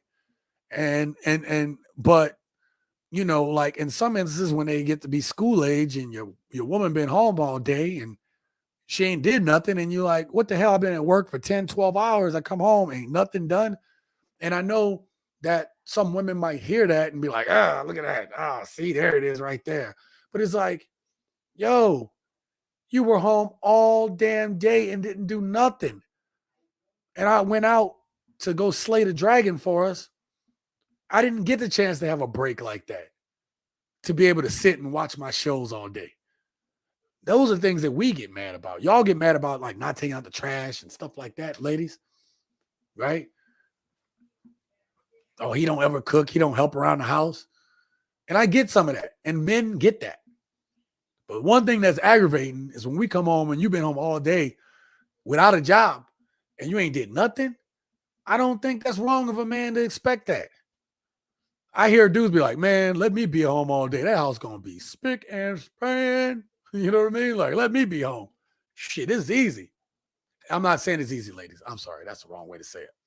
Because if you got kids running around, it is tough as hell to keep things clean. You got to pick and choose your battles. You got to say, well, I take a nap when they take a nap, or while they taking a nap, I'm going to clean up. It's tough. I know it. But this is the give and take in relationships. And this is why communication is important. And this is why maintaining this, maintaining the intimacy in your relationship is important, because you have a partnership. And that intimacy is the release point, should be the release and focal point for both people. But we're seeing in modern relationships that is not. I brought this up is because there's a lot of relationless marriage nowadays in this modern society. And men are feeling it. Men are feeling it. Let me get back to this because you guys are saying some great stuff. Lucy says agrees with T-Mac. Exactly. Modern women have weaponized relations to the point men have divested from physical connections, then become emotionally guarded. Man, that's facts. That is facts. Men are disconnecting. They really are. Because it's like, I'm gonna guard myself. I'm gonna guard myself. I've seen too many of my dudes and my friends go through divorces, run through the ringer, have their heart kicked in. There's nothing more sad than to watch your boy trying to scrape together the pieces of his heart, man. That is some heartbreaking stuff, man. To see your boy going through it, to see your boy a shell of himself, see your man's a shell of himself. T-Mac says, facts, Lucis. Broken bros are resorting to explicit content for fulfillment. See, we just talked about broken men, right? We're talking about these relationless relationships, if you want to put it that way. Okay. All right. Let me, I'm going to queue up the next video real quick. She brought up some good points. I'm not going to finish it. Actually, let me finish that video out real quick because she was speaking some facts.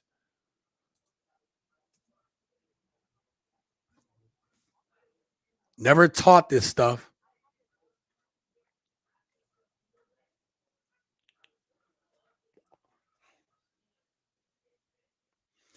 Ooh, did you see how she rolled her eyes? Man, she thinks whoever her husband is, she thinks, man, she really thinks about him. Okay. She thinks about him. They got the passion going. Ladies, you see this? Any ladies watching, y'all know that look.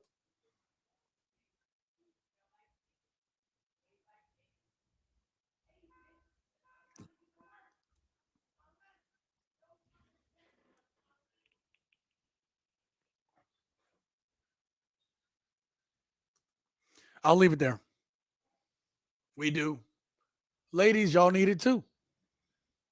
So, don't make the conversation difficult. Make it what it is. Make it. Oh, I can't believe I just showed y'all the backside of my screen. Sorry about that, you guys. Have my clips up and everything ready. See, this is unprofessional. Unprofessional. Okay. Listen, what we're seeing today and what's disgusting to us men is that women have put so much stock into living this Beverly Hills, this housewives, this luxury lifestyle while being poor. I didn't say poor, but not having a lot. The statistics say there's a lot more women that are boss babing it, but they're poor. I just looked at some statistics today. I wrote them down because I'm thinking about doing a video about this. How many notebooks do I have out, you guys? And this is a little cheat sheet. I might make a video about this. But if you see this here, this is breaking it down just for Texas. This is like a basic cost of living of Texas, what the average man makes in Texas, and the effects of child support on that dude instead of just keeping the family intact. So I've been doing my research, doing my numbers and everything, hit multiple websites, and I was thinking about making a video about that. If you guys are interested, let me know. But you guys know a lot of this stuff already. But I still want to put that information out there. I don't know whether to make it a short. I don't know if to make it a video, but I do research. You know what I mean? And so this next video is another woman talking to women about things that don't matter, about them being worried about things that do not matter. This is a message to the ladies from another lady. So let me cue this up real quick. Oh, see, I almost did it with no sound. I'm so out of practice, you guys. Sorry about that. Good morning, y'all. So listen to my women, especially my single women. I know the world tells us that being single and being independent that's the life. But y'all, we were created to be covered by our men.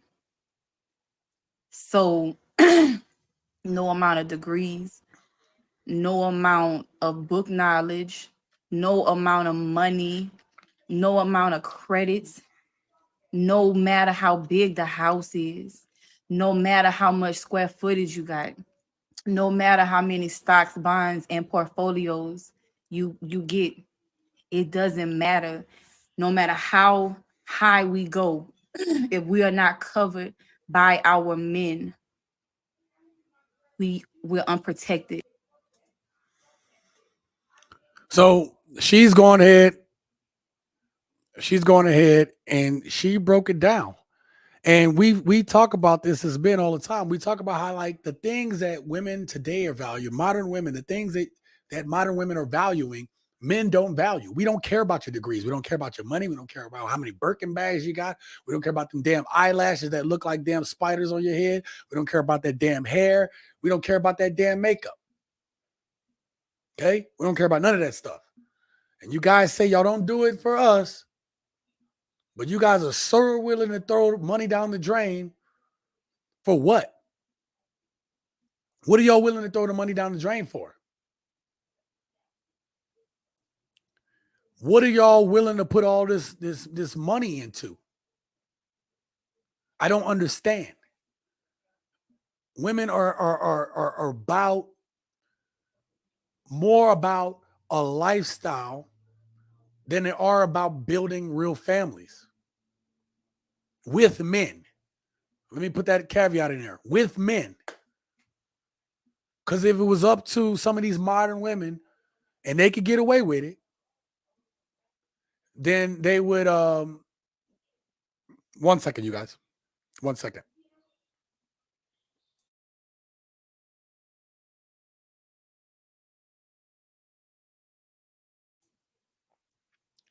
So, so anyway, um, so you know, the things that they care about, we don't.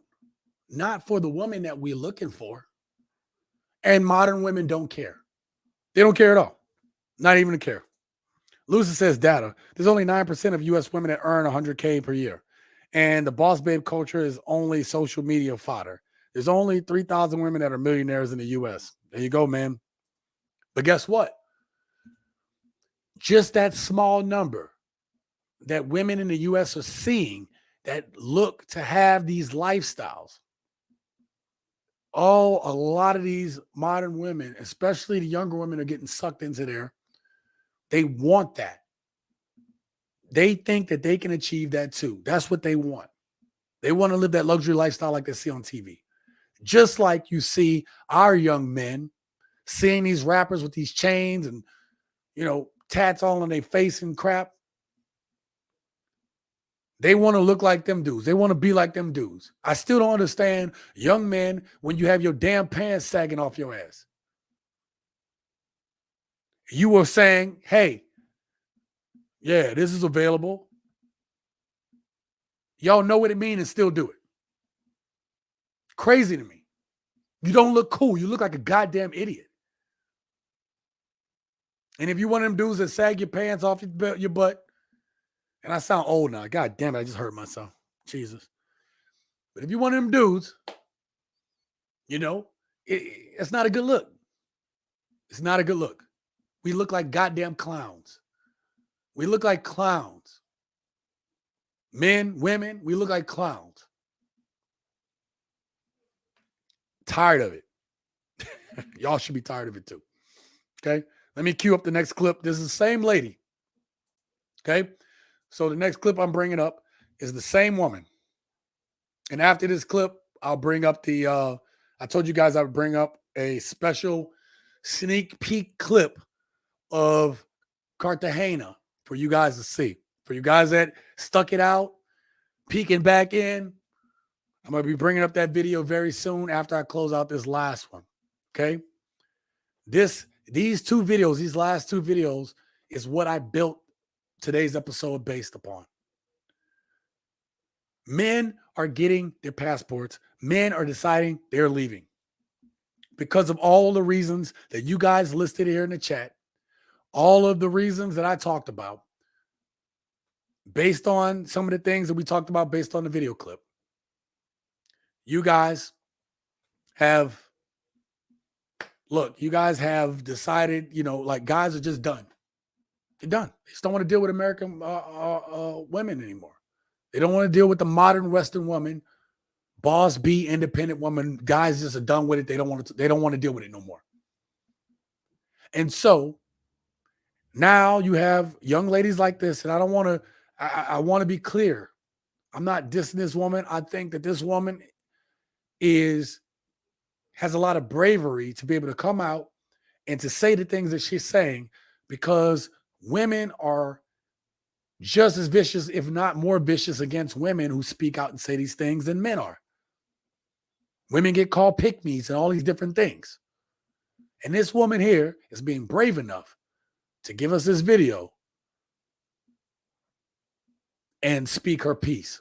Let's hear this last video.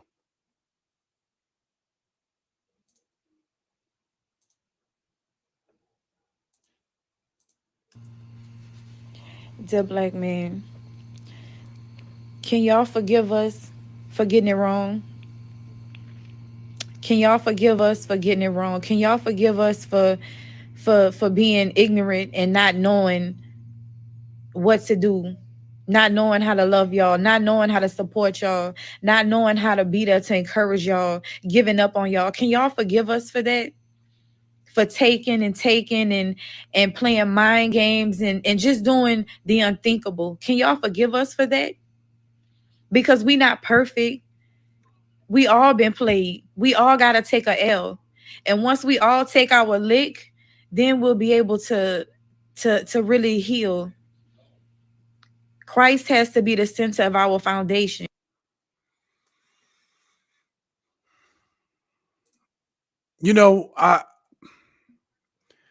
Look, that's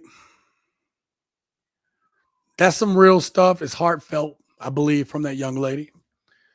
Um, I don't know you guys' religious, spiritual beliefs, whatever, but I can understand that if you are religious or even spiritual, that and I grew up in the church. I've studied the Bible. I was almost a minister. I know what the word says. And even the people that supposedly follow it nowadays, Christians are some of the worst people. And you can say, well, I'm broken and this thing and the third. I get that. But I remember watching back in the day, I watched broken people in the church still do their best to uphold the teachings and the principles. And today, people claim it, and none of their actions are what they believe in. If you believe in nothing, you'll fall for anything. So this young lady is saying, can men forgive them? Because we've all been played. We all have been played. We're all battling and warring against each other. We've all had all of this toxicity put in front of us, all of this dirty toxicity put in our bodies, all of this media stuff drilled into our minds, such that we are all battling through it.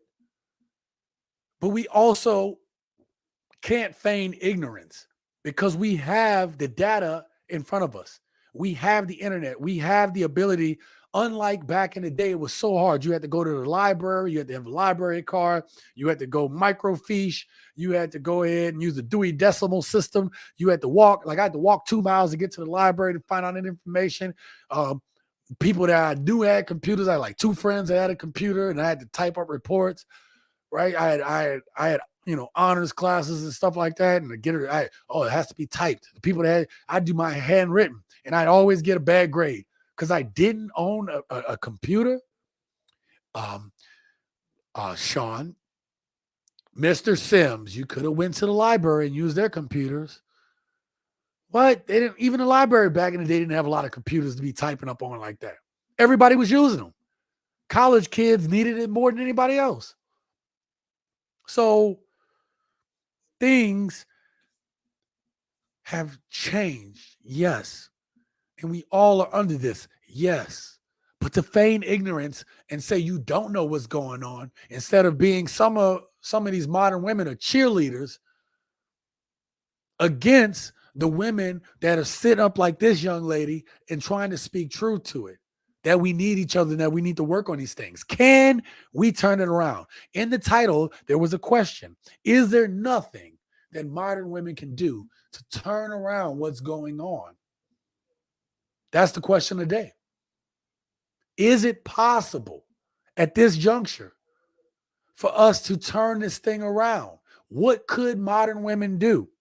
Since we're already here, I'll just bring it up early. I'll bring up the question of the day early. Question of the day. What needs to happen to repair a relationship between men and women today? What needs to happen? What could happen now? Because I will tell you that us men we don't see anything changing. We don't see any effort by modern women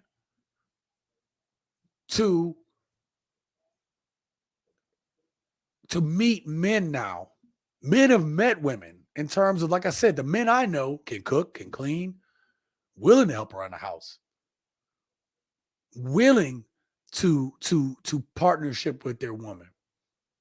But that man also is the man of the house. And if that's too much for some of y'all to hear, then maybe I'm not the channel for you. But I believe in men being men. Because as soon as somebody tries to break into that house, what's going to happen? Now the man got to step up and be the man? You've been boss B trying to run that relationship and run that house the whole time until somebody break up in that mug, and then you want to wake that dude up to get down there and risk his life for you. You were walking in a dark place with your man. He put you on the inside of him. Why? Because that man knows he's going to be after one. He's going to be after one to ward off those people, ward off any dangers. You get to be the man the whole time until that happens. Let men be like, oh, babe, your boss be independent. You need to step up to this plate. Go ahead. Take care of these attackers. Take care of this break-in. But women don't need men. Yeah, there's women that actually can fire weapons and stuff. Good on you, girl. Good on you. Hope you were able to handle your business. But that is innately what we need as men. And what we do as men is be the protectors of our women and our family and our children. We try to, at least, to the best of our ability. You know what I mean? Let's see what y'all saying down in the chat. Lucy says the short answer is no. Collectively for black men, 50 plus years of misandry behaviors from black women, and black women have yet to stop hating on black men. Yeah, we got, listen, I'm sure there could be an argument and women say, well, black men hate on black women. You're going to get the what about me thing, this, that, and the third. But I mean, no other group of women are tearing their men down in their community faster than our women. Just not. They're just not. I mean, we're tearing it down too. Our young dudes are out there trying to be thugs and stuff. But they needed the mothers to be cooperative enough with their fathers to at least have a man in their life. And I'm not going to put that on all women that the men are gone. But I'm saying there's been a lot done that has torn us apart than to keep us together. It really has. So right now it's confusing. Where do we go? What do we do? Do me a favor, y'all hit that like button. Oh, we got Lucis in the house. Yeah, brother Lucis, I'm going to bring you up here real quick. What up? I'm glad you came up at the right point, brother. I appreciate you. That was about the time. You know how this show run. Yeah.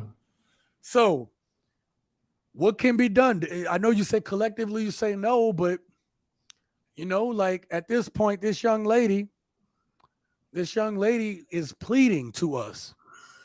She is. I think there's some empathy. And I felt that too when I saw it. In what she says. But unfortunately, see, we got to go with the mass.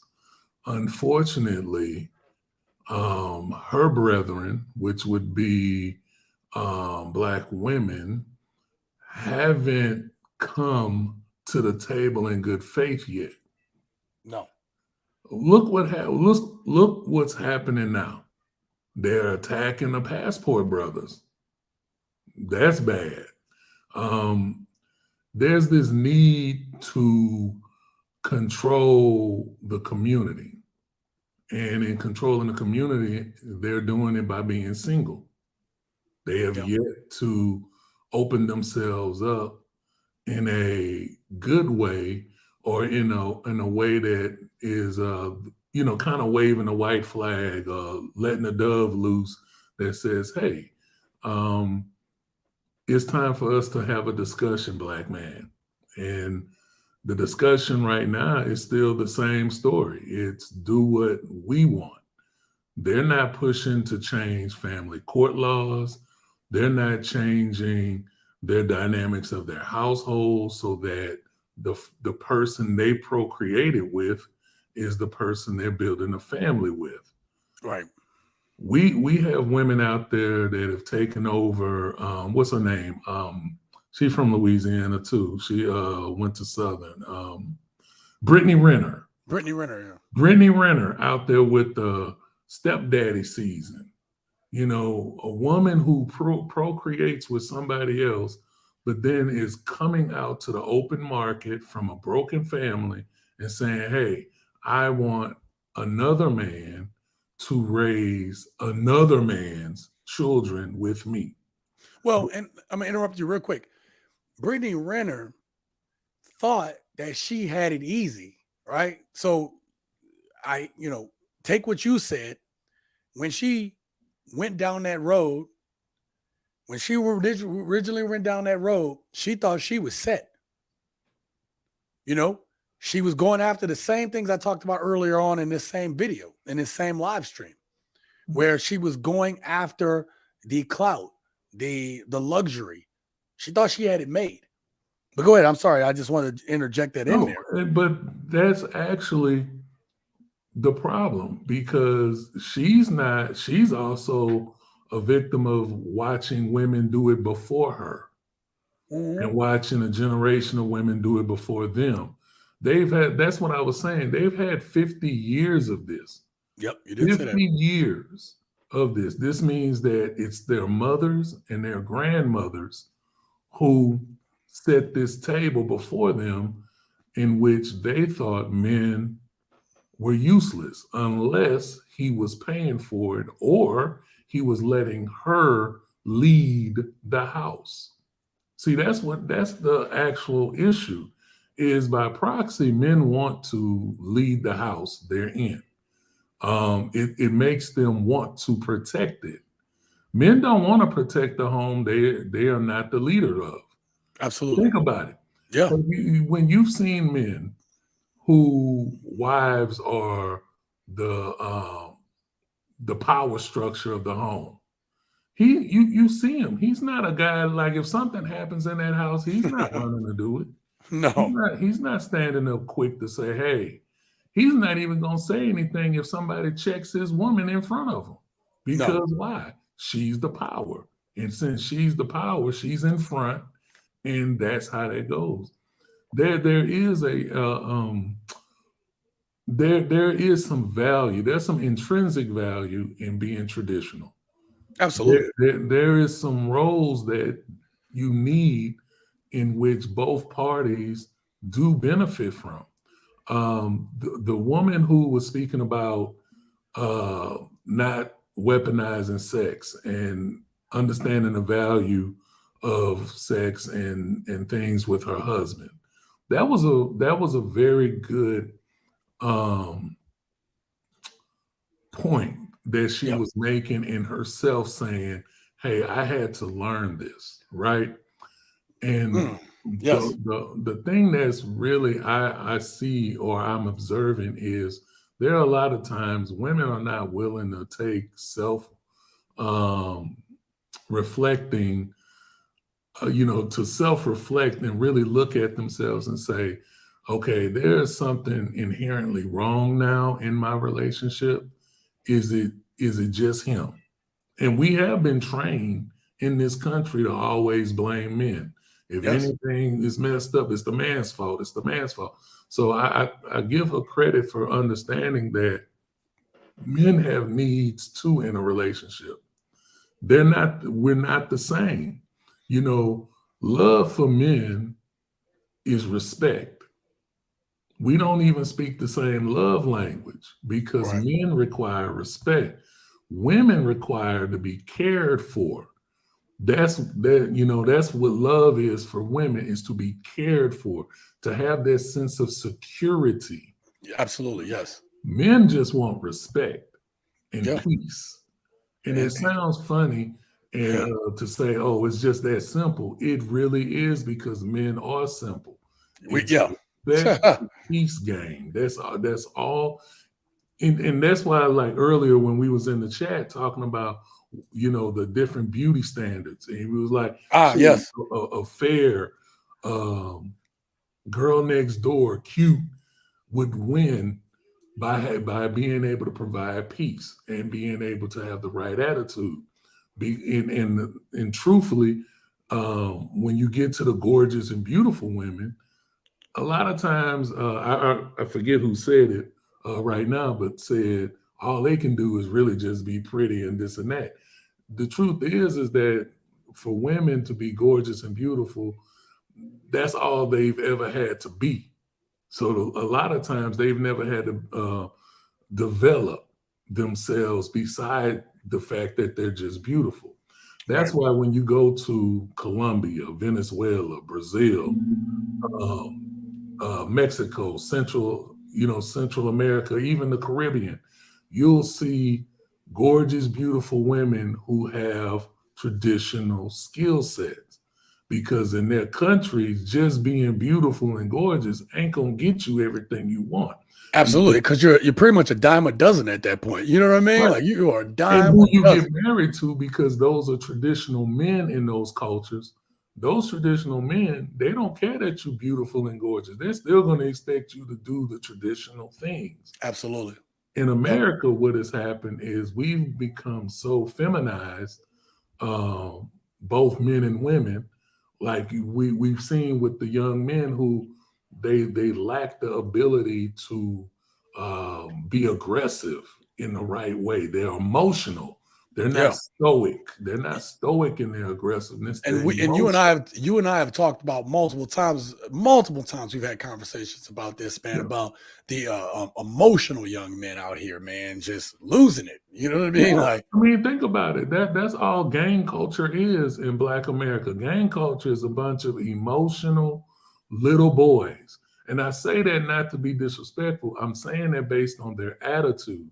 Here it is, you're 20, 30 years and you're a gangbanger. And you're emotionally throwing a 2-year-old temper tantrum in which you're willing to take another man's life just because he live a block away. Like the stupidity in that, but it's emotional because the man had been removed from the home, and no telling how many men came in and out of the home. That he there is no synergy for that young man to say, you know what, I know what a man looks like.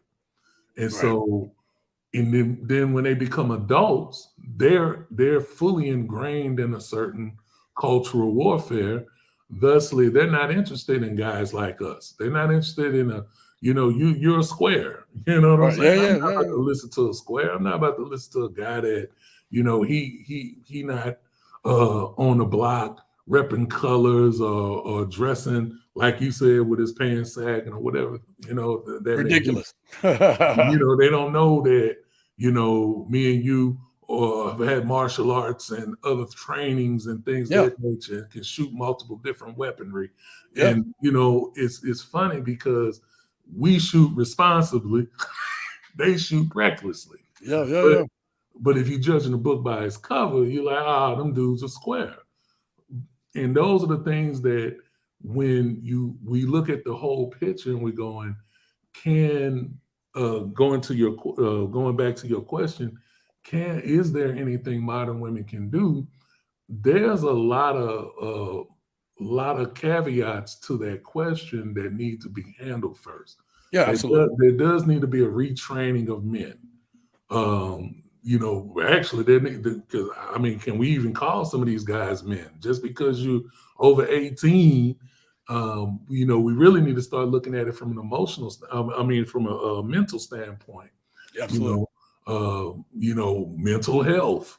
Yeah, There's that opens up the floodgates to a lot of the other problems.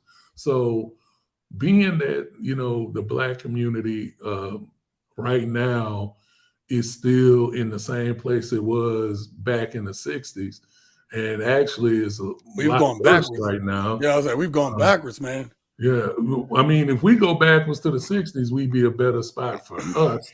But overall, we're not in a good place because technically, when 70% of your Black homes are female led, uh, man, I don't know. I don't know where you start with that, because really what it says is that so many women um, are really going to have to, and man, this is a hard thing to say. It's It, really, yeah, it's really ugly. it But, is. right now they're saying that women 30 and up don't have children. Okay, like 50% of women aged 30 and up don't have children. Mhm. Right, that's a problem Yeah. because emotionally, women are social creatures that need family connection. And a woman actually is responsible for creating her own family.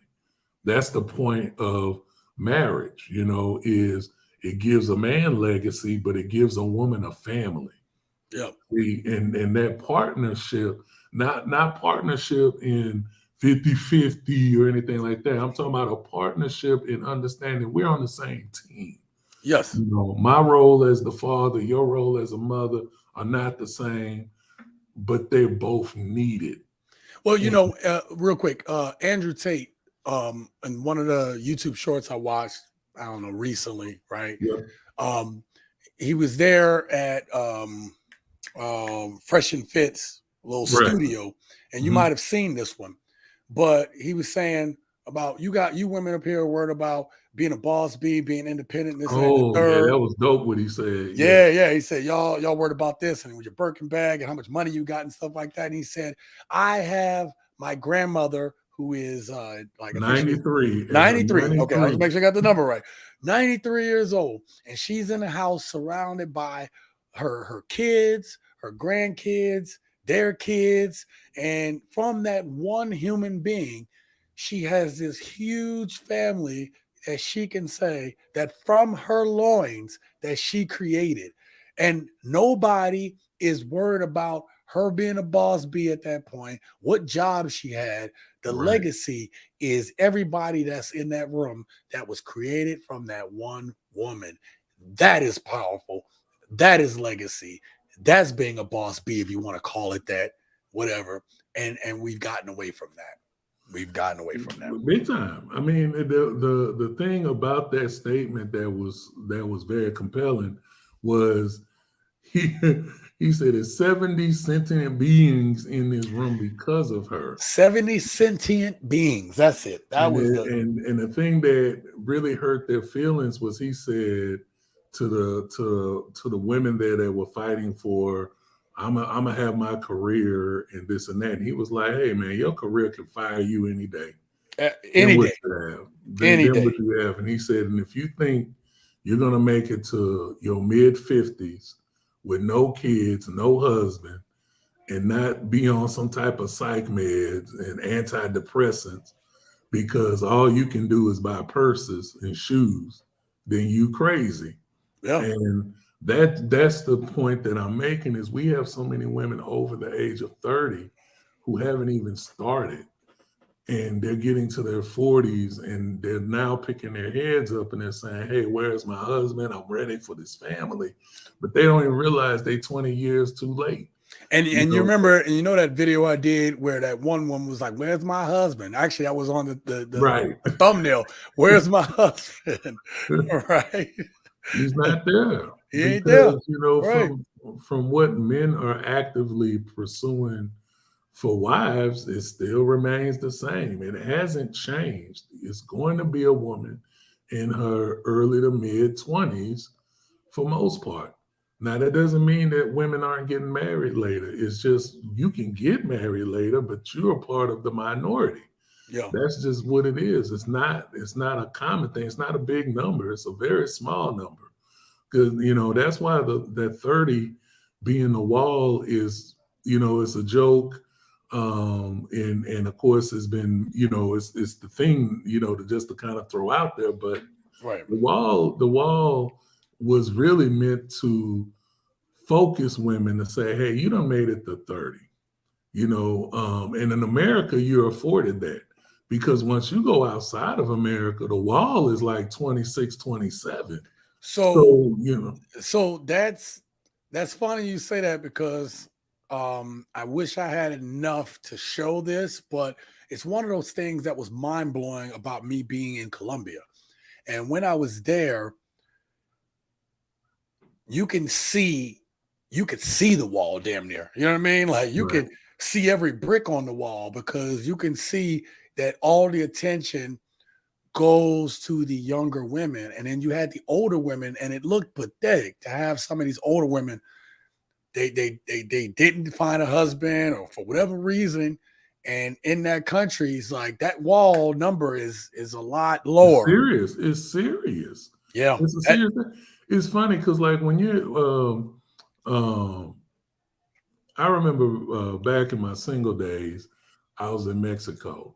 I was in Mexico a few times in this period of time, and I'm gonna tell you what was the funniest thing is you would see families that had women of marriageable age, and any party you went to, any function you ever went to, and if the elders found out you were single, they was parading the family members that were of marriage age. Hey, this is my niece. Hey, this yes, is my daughter. Hey, this is, my cousin. Hey, and you see that because you can see that now. They still do that in those cultures. Like when you see certain travel brothers travel to certain places, you see that, it's a push. Like, hey, get married. Hey, I got somebody available for you. Hey, marriage, marriage, marriage, marriage. But the problem we have in America is that that's not the thing. It's like you bring up marriage, and what do you hear most of the time? I'm not ready for that. yep, And that used to be a line men said. right. That used to Now be you're a hearing more line and more men women. said, but now you Absolutely. have women like, oh no, I'm not ready. I'm not ready. And it's like, well, when are you going to be ready? And Right. they did a poll, and the average woman is talking about 33, 34. You're out of the game at that point. So Lucis, it wouldn't. I wasn't gonna put this video clip. I took it out because I create folders for whatever live stream or whatever videos I make, right? So I have it all organized. You know your boy how I do it. Yeah. But it wouldn't be me and you if I didn't have a video for us to go ahead and critique based on the exact All same right. based on the exact same topic, which is good because I'll be able to clip this later and make another video. So it works out really well. So give me 1 second All right. while I cue this up for you guys. So you guys just heard what we talked about. We talked about the wall. We talked about what it looks like when women hit the wall. And as much as women want to deny it, oh, we don't need this and that, blah, blah. I see videos like I'm about to bring up to you guys all the time. And so, with that being said, let's get started. All right, I'm gonna go ahead and put us on there. All right. So look, Lucis, you haven't seen this video yet. I haven't had a time to break it down myself yet, but we're gonna react to it in real time. Oh, I almost forgot to unmute the damn thing. There we go. All right. Hi there. I don't know who wants to hear this, but yes, I am single and I'm looking somebody who wants to take advantage of me because I'm used to it, people taking advantage of me. So if you're the one, please, I'm here. So I'm gonna stop it real quick on that one right quick. So I don't know if she meant what she said. oh no. Or is it a language barrier a little bit there? She looking for somebody to take advantage of her. Yeah, well, listen. I'm gonna play the rest of it in a second. And I could see why you would say that, right? Like, oh, maybe she's not translating correctly. But I'm gonna play this, and she's gonna lay out for us exactly what she means. But the biggest thing I want to bring up is we talk about getting passports and going to these other countries and foreign women and stuff like that. This is a foreign woman who I believe is Americanized, right? She's here. So she's dealing with the wall in the States. Okay. Right. And yeah, and she's doing, and let me clear this up.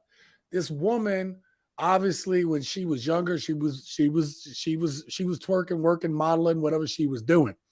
And she got money. She got guap. She got that money, that guap, as we used to say, right? And so I'm gonna finish playing. I'm gonna play a little bit more, and it'll clarify exactly what you was thinking. I paused it there for a second to see what your reaction was gonna be, but let's get back to it. So, just take advantage of me, you can come in, move in, and living with me. Don't pay any rent.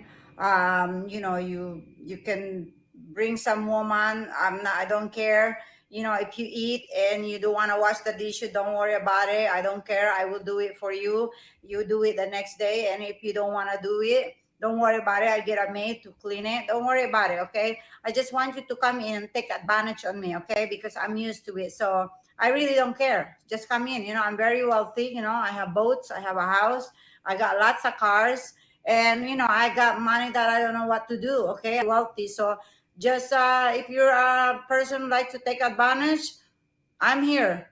Bring it on. Okay. Hook me up. I'm here. Take advantage of me. Okay. I just finished working out and I'm thinking about this. Okay. Just take advantage left and right. Just hook me up. All right. Bye. Oh wow. Yeah, Look, no, this is what's happening in China right now with wealthy 50 plus year old women in China. They're actively having to pay for male companionship. And I heard about that. Yep. let's just say the gigolo culture is about to be on the rise again, because you got to think about it. There's a lot of women who have had successful careers, and their career was their relationship. Their career was their marriage. It was their children. They babyfied their career. They were just married to the office. So now they've gotten to the point where relationship wise, they're not that attractive overall to men. Um, and they have gotten themselves to a position by acting like men. To really tell you the truth, that's what happens to these career women. They actually start acting like men. Yeah. And Yeah. what you have is they have the money and they're going to have to use the money. Just like you had the lady, the young lady at the beginning who was Yeah. talking about her dad. Actually, she's married to uh, her baby daddy, but the point is that he's an older man in his late 50s with her by money. Guess what? Women are going to have to do the same thing. They Yeah. want companionship, but see, this is the difference. They're more than likely they're not going to get an attractive young man to just be their companion. But she's open to reality. Hey, Yeah. if you want to bring other women around, that's cool. I just want you to be around to dust me off. But uh, but you See? can do anything you want to do as Yeah. long as you dusting me off, you can do anything you want to do. And And maybe even because like culturally, obviously she's from somewhere else, right? And maybe culturally because she understands, and I'm assuming this is part of it. She got that lifestyle, did the boss B lifestyle, probably was modeling or whatever the heck she was doing, Mhm. right? And now she's at the point, I got the money, I got all this stuff, and now, hey, I knew better from being from my country. And here it is, I'm Americanized and I'm finding myself alone where I have to entice men with money because men just aren't giving me the attention. Exactly. They Exactly. aren't giving Exactly. me the attention that they used to give me back in the day.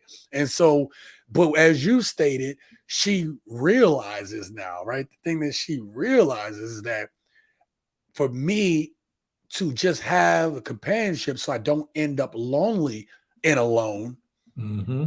that I'm gonna have to. It wasn't just enough that she had money because the dude would be like, okay, you got money, whatever, but like he's not gonna be satisfied. So she even threw in the extra carrots and stuff, right? Like, hey, you can come here, you can eat, you could do all this stuff, Yeah, you can. I got and you boats can and bring a another car. girl. You can have other girls, right? Right. You can have other girls. I Long mean, as you give me the time, and long as you give me some attention, and long as I can take you, I can have someone that I can go out with and stuff right. like that. So, um, listen, and I didn't download the follow up to this, Mhm. but the follow up was, hey, you guys, and she made a good point. She was like, you didn't even try to get to know me first. And and some of them simps was in there like, oh, I'll do it. And I can say simps, but like gigolo, simps. She most definitely got simps. I mean, let's understand. We don't even need to dignify indignify the word simp. She got nothing but men in her thing. I mean, she knows what she's wearing. She because think about it. And her videos show that too, right? Right. I mean, she has nice look. She keeps her body in shape. The legs are nice for her age and stuff like that. But see, that's the point. The point is that's what T-Mac was talking about. We've gotten to a point where men have physically checked out to a point where they're getting it through social media and the corn ways, right? Yeah. Corn, and so she's benefiting from that because I guarantee you she has a lot of men in, especially, I mean, you're gonna get men just when you say, hey, I'm not even trying to lock you down. You can have other women, but just give me my attention.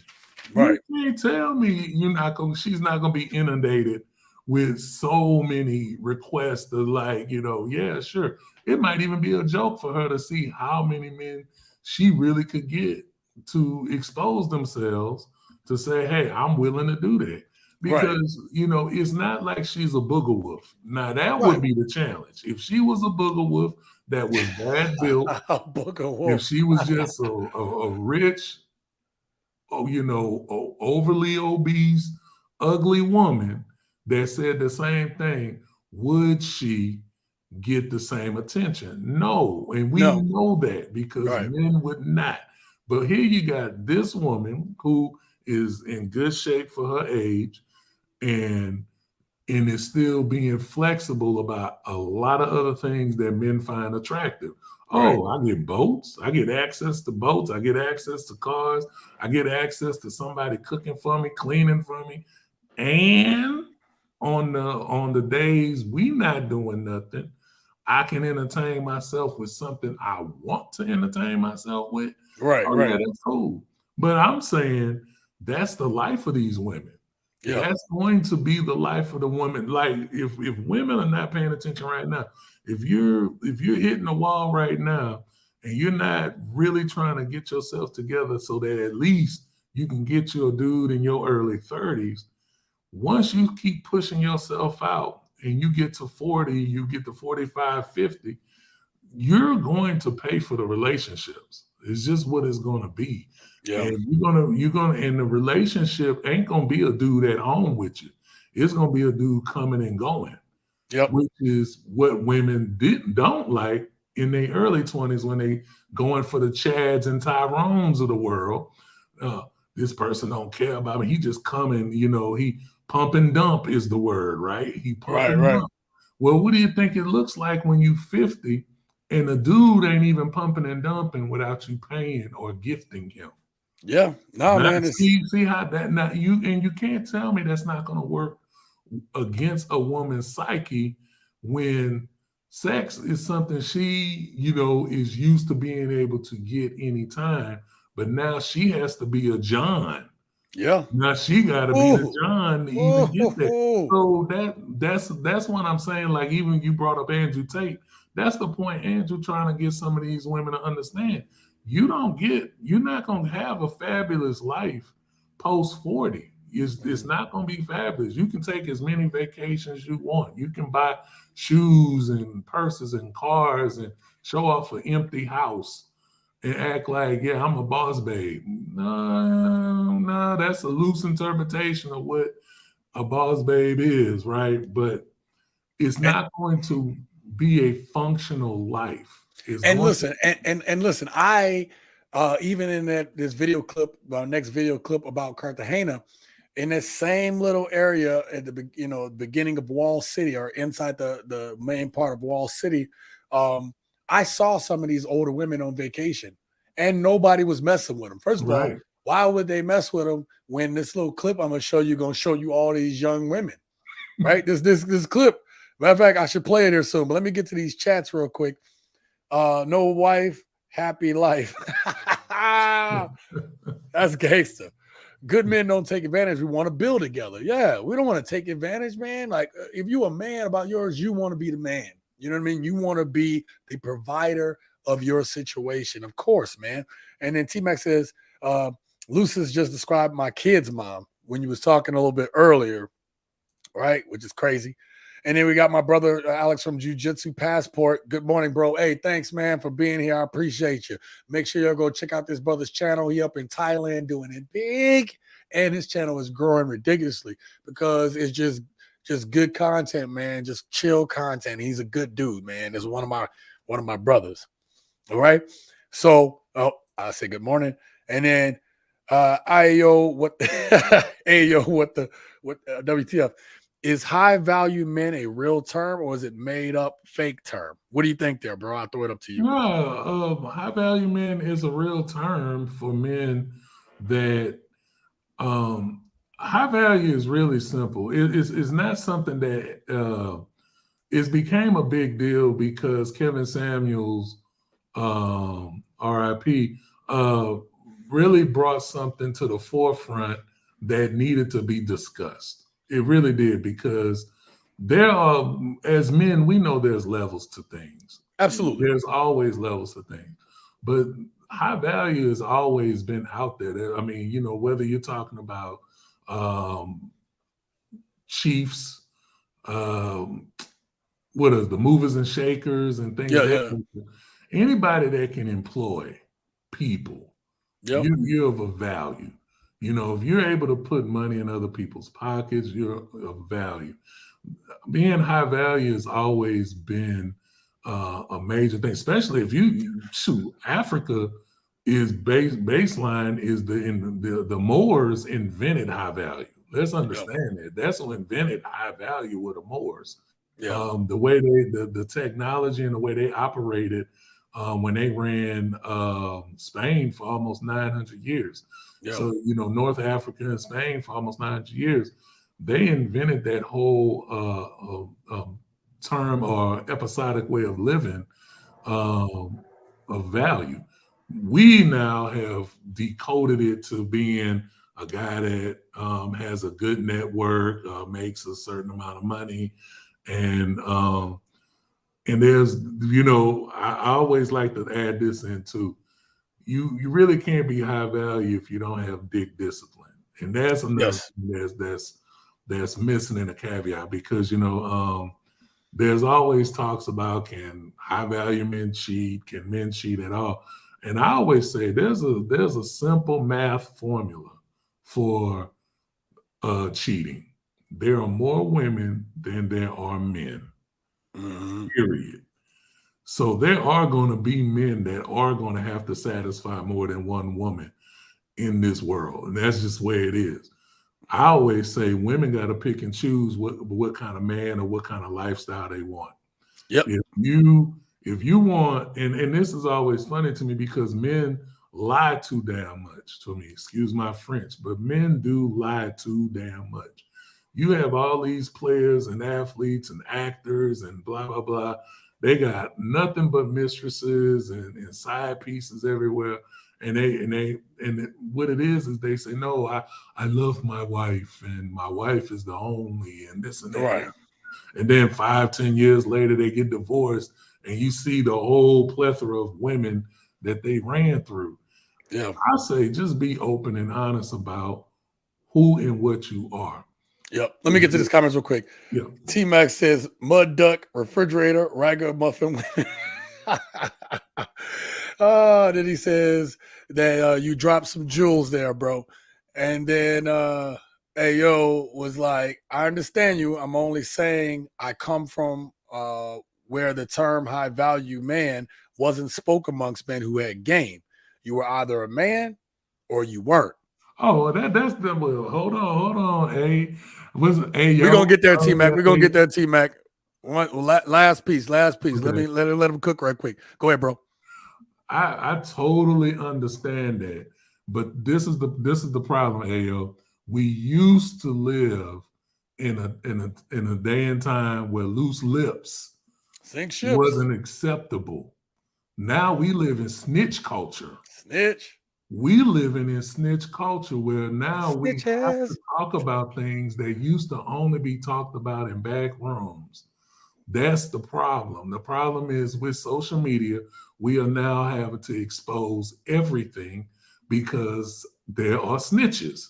You know, there are dudes out here, and you see them. You know, what do we talk? What are they called? You know, the Derek Jacksons of the world. What's the term used for them? Oh, Uh, man. Panderers, Panders. Yeah, panderers, yeah. because they're panderers these days that take what used to be sacred about being a man and have brought it to the forefront in hopes of getting some type of favor from women.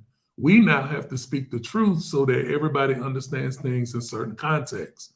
Yep. Because if you say certain things like, "Oh yeah, high value men can cheat," it's not that he's cheating. High value men don't have to cheat. They just do. have options. They That's just it. have options. But this is the thing that They got everybody options. always misses with this. There's always a number one. His wife knows. She's just not gonna sink the family fortune to be out here in the streets talking about, oh, he's doing this and that and the other. Yeah. So there's context that we have to now bring to the conversation so people understand.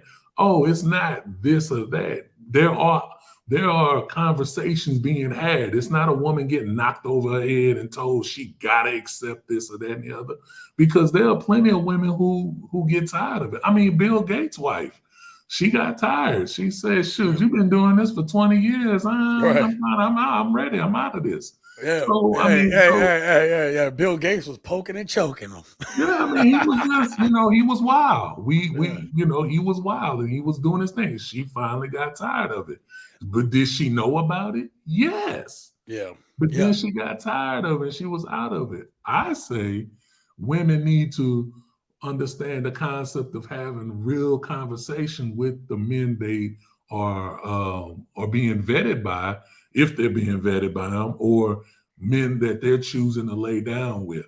Right. Because we need to really stop the foolishness of, oh, I was used, or he used me, he swifted me, he did this and that and the other. No, that's not true, especially in the Black community. That's not true. And that's why I think the biggest thing is that's why it's important to have those conversations. And the funny thing about it is, right, I've watched enough clips, and I'm not going to long stroke this because I want to get to this next video, but I've watched enough clips where they got these young brothers on the street asking these women questions and stuff, right? And one of the things they'll say is talk about like the type of dude that women are attracted to today. Mm-hmm. And they'll say, well, would you rather this type of dude, this average dude, or this dude here that you get tangly about, but he got other women, or he got a little money, and this dude is average dude. And they will say, well, they'll say, I don't really want to cheat, but I'd rather that dude.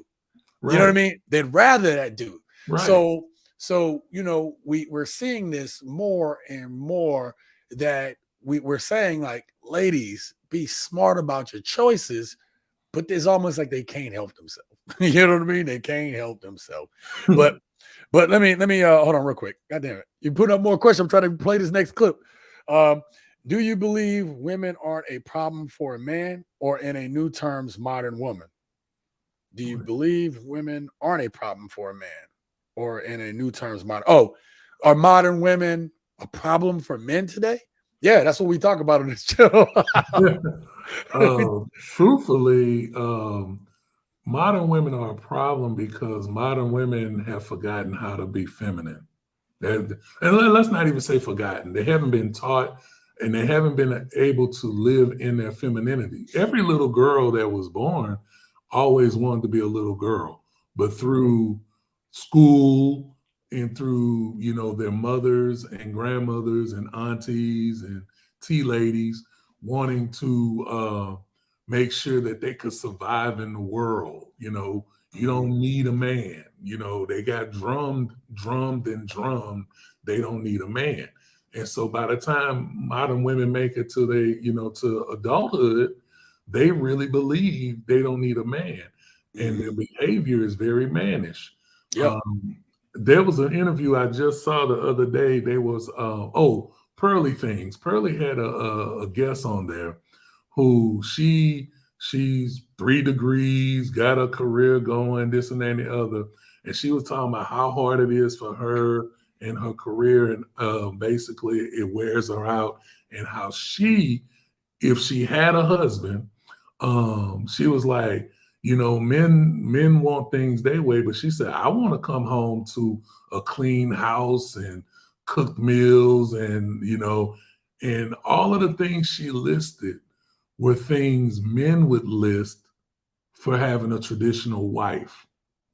And here it is an attractive Black woman in her career looking for a wife. Right, And, right. but she wants her husband to be the wife. And that's the funny thing. Yeah. You see what I'm saying? Like, that becomes the caveat, is like, these women have forgotten that they're the women. And instead of being feminine, they are very masculine. And so that's what makes modern women more of a problem, is they act more like men. And what do we know about men? Straight men aren't attracted to men. Yeah. Let me get to this real quick. So T-Mac says basically modern women are a product of generational indoctrination, which you talk about all the time here on the channel, right? And then Ayo, T-Mac, I don't believe in the term high value man, because how can you be high value man if you aren't a man? Oh, I see what he's saying. Oh, I see what you're saying. Well, listen, being a man is the core of it, Ayo, because that's what we've been talking about. That's what Lucis and I talk about on many live streams. But I want to use this moment with something that Lucis said in order to segue into this next video. The one of the key components that is missing from modern women in modern Western society is that femininity, right? Because even the women out here, I'm gonna show you, these are working girls out here, okay? These are working girls where I'm about to show y'all this next clip of Cartagena. And these women are out there, right? In the States, they be boss bees because they're out there, they're making their money, they're doing their thing. But the truth is, they're still operating in their femininity while trying to handle themselves. Now, in the end, do they want to be doing that? No, they actually want their own man. If they had an opportunity to have their own man, they would do it instead of being out in these streets hustling and working every day. And with that, we're gonna get into the clip. I told you guys I would show you guys about a minute clip of a preview of what Friday's video is going to be. So if you are not subscribed to the channel, hit that subscribe button, that bell icon notification, so you don't miss any future videos and my next video here on TSG Uncut. And with that being said, bro, we're going to go here. I'm going to put it this way. And there's just a little snippet.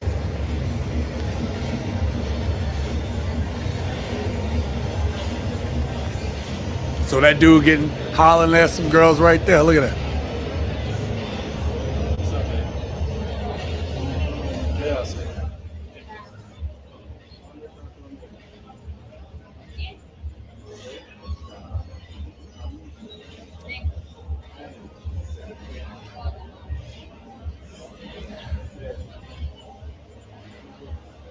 So you got some Pookies in there. You got some Ray Rays.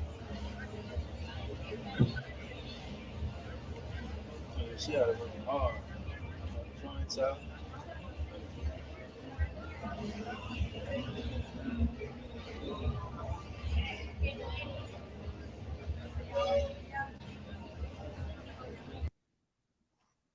There you go.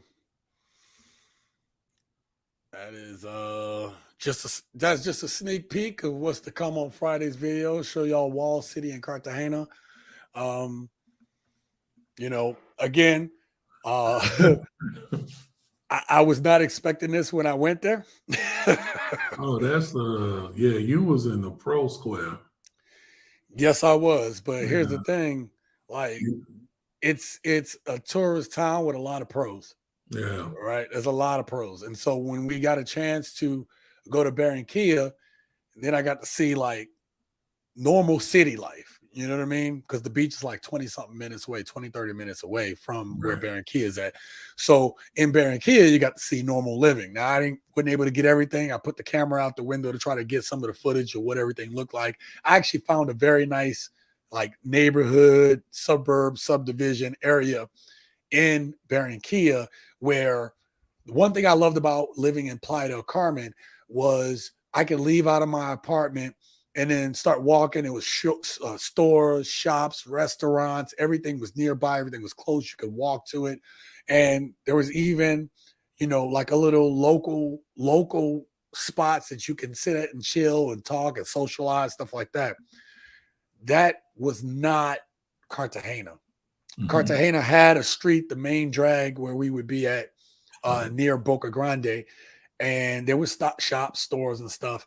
But again, everybody out there was hustling, right? Everybody, Oh right? yeah, So it's a hustle. I mean, and in the square where you're at, they literally, if you don't know somebody to tell you that, you walk into that spot blindly and be like, "Oh, it's a party going on," right. and you find out as you're walking through, as you have a few conversations, you start realizing, oh, Right. And that's kind of what happened to me. It kind of smacked me in the face. Yeah. But even with a bunch of pros around and stuff like that, again, there was still femininity in all these women. Oh yeah. They were still feminine. And you're like, well, damn, you know what I mean? Like, and the other thing is a lot of them were young. You saw, it was like I said, you saw a couple post-wall women there, and it was really just sad to see because they looked burnt out. And of course, because they was probably everybody out there hustling, everybody hungry, everybody Right. trying to get something. And so they are burnt. And I can tell you that again, that these women weren't looking for that. You know what I mean? All those women want to be married. I mean, They did, yeah. It's part of it. Yeah. And that's But it's mirroring what's happening now. Look at all these modern women, they want to be married too. Let's be quite honest. Right here in the United States, there's a lot of women who want to be married. They just don't realize they've their lifestyle choices, not lifestyle, their life choices have put them in a situation where they don't have options for a husband. Mm-hmm. Yeah, no, and that's the thing, right? It's like, again, it's tough living out here, man. Everybody's scraping, bro. Like, you know what I mean? Like, obviously, this is a quote unquote poor nation, if you will, and because of that, you got these women doing what they got to do to survive. And within these women, you also know the situation in Venezuela where you have the hyperinflation where people can't even afford to live there. They're trying to escape it because they just can't afford to live. We're getting there in America too now, where the gas is ridiculous, food prices have gone up. It's just it's getting to the point where it's getting harder for Americans to survive. The difference is there are programs that women could tap into that will at least stop them from being homeless. See what I'm saying? Where women like some of these out here, some of them are just communing together. They live in. Well, true TSG, it depends on where they live. Yeah. Because your programs only work as long as there's people that can be taxed. If you in situations in certain states in America, where flight to certain other states is happening, and you stuck in some of these states, you don't have options. Right. But that it really comes down to a reset of values. Really, we have to. I hate speaking like this because I don't like telling people what to do. But my observation, I'm just going to say it from an observation standpoint, there is going to be a need to be family again, meaning mother and father. I'm gonna tell you something that's probably going to be a funny take on this. I don't see women staying in the workforce at a 70% clip moving forward. I think in the next 10 years or so, Yeah. we're going to see it flip back. Wow. Yeah, well, because, you know, prior to the 50s, only 30% of women worked. hmm 70% of women were housewives. hmm And right now, what are we hearing coming out of the work sector?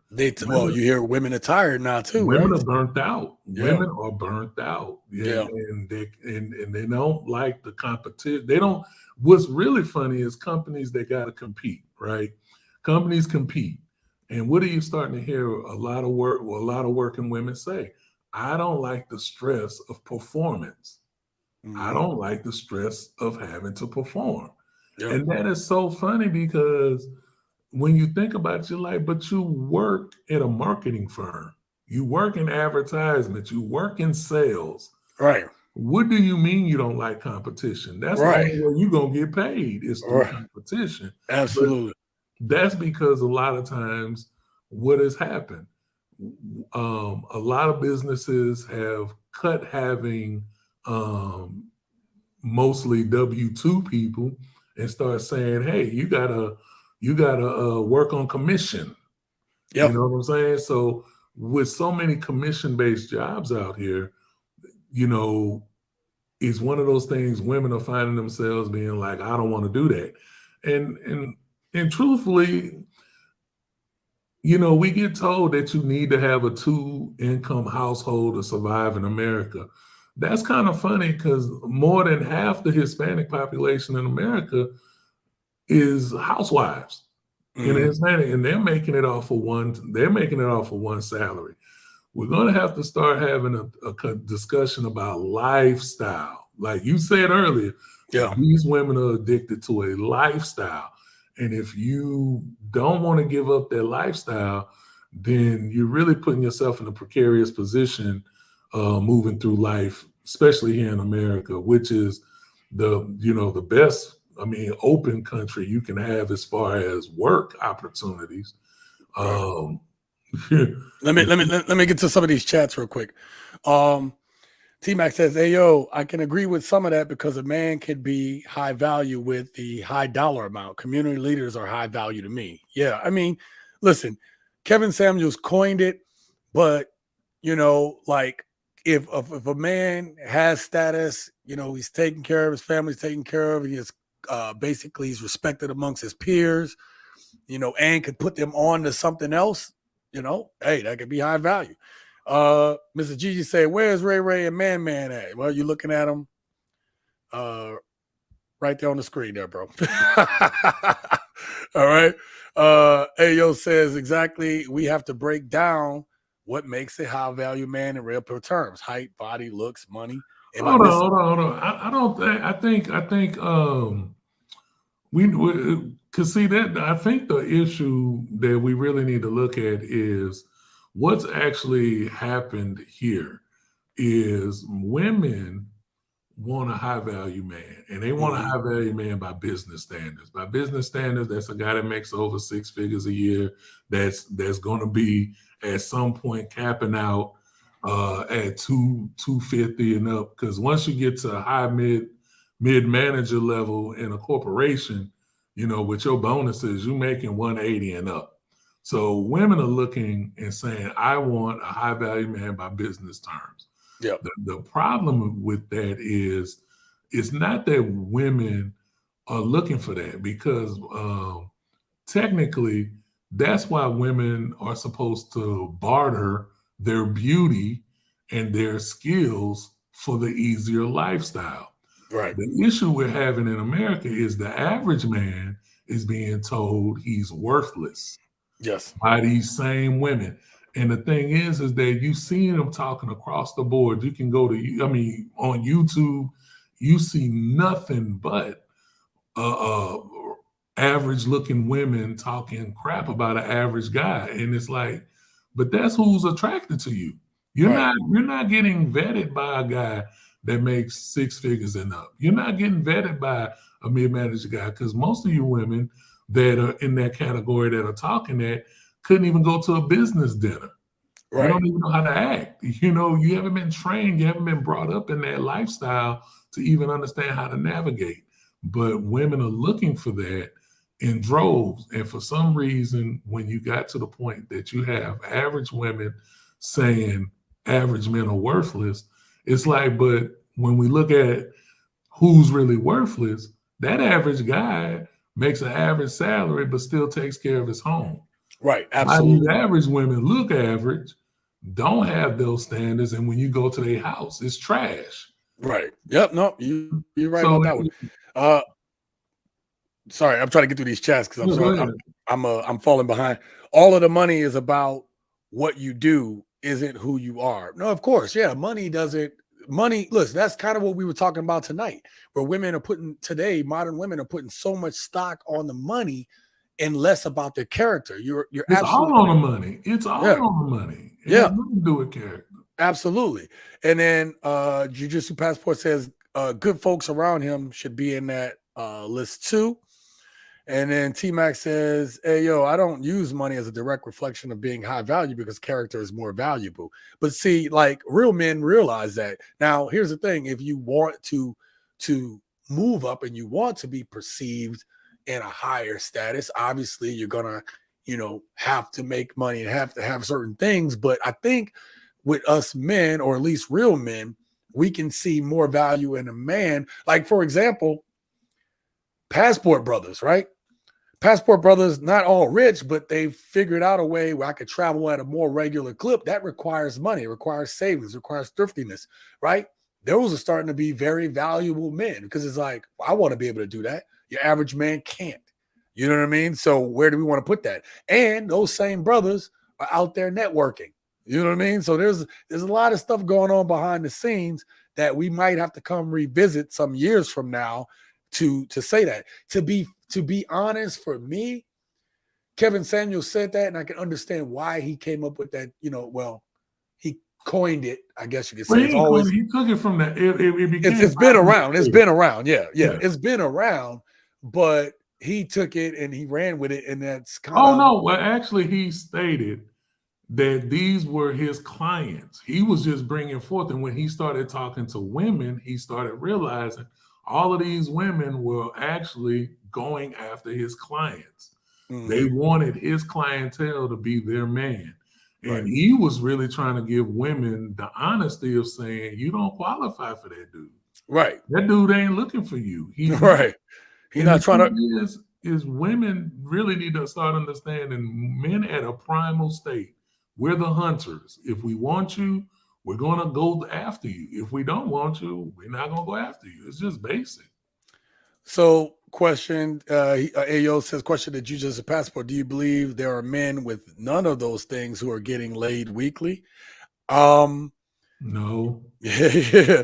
No. I mean, because we saw the second, what you did about a month, 2 months ago, we talked really in depth about the sex life in America, and what did it show? It's the 80-20 principle. Yeah. 20% of the men are sleeping with 80% of the women. Right.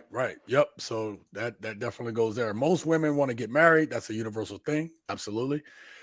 T-Mac, don't lead with your muscles either. Women see through a built body too. I mean, again, and I talk about here on this channel, Ayo, is that it's not just being a built dude or whatever. It's the package, right? Because as men, we have to actually work to build ourselves into the man that we want to be, that we need to be. We actually have to do work in order to get recognized and seen. So it's not just that, but it helps, right?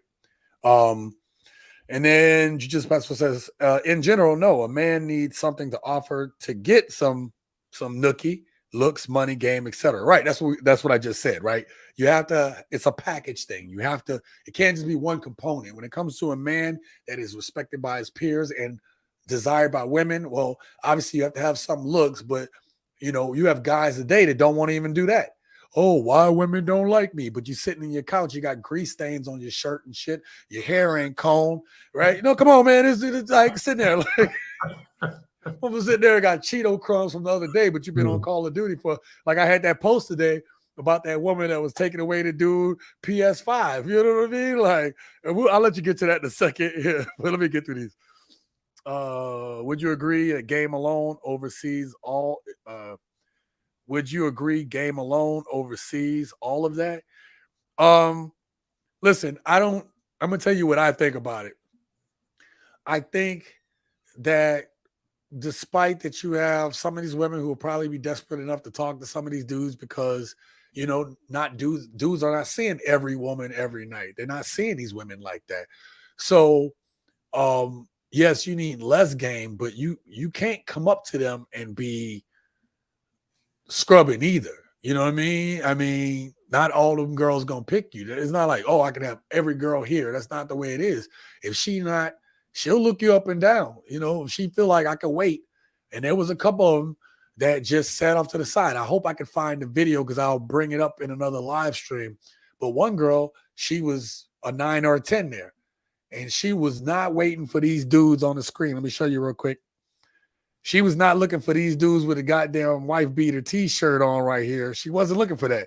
She knew she could wait it out because she'll be able to get higher clientele than some of the other women. Imagine 80% of these women are pretty, right? If not higher.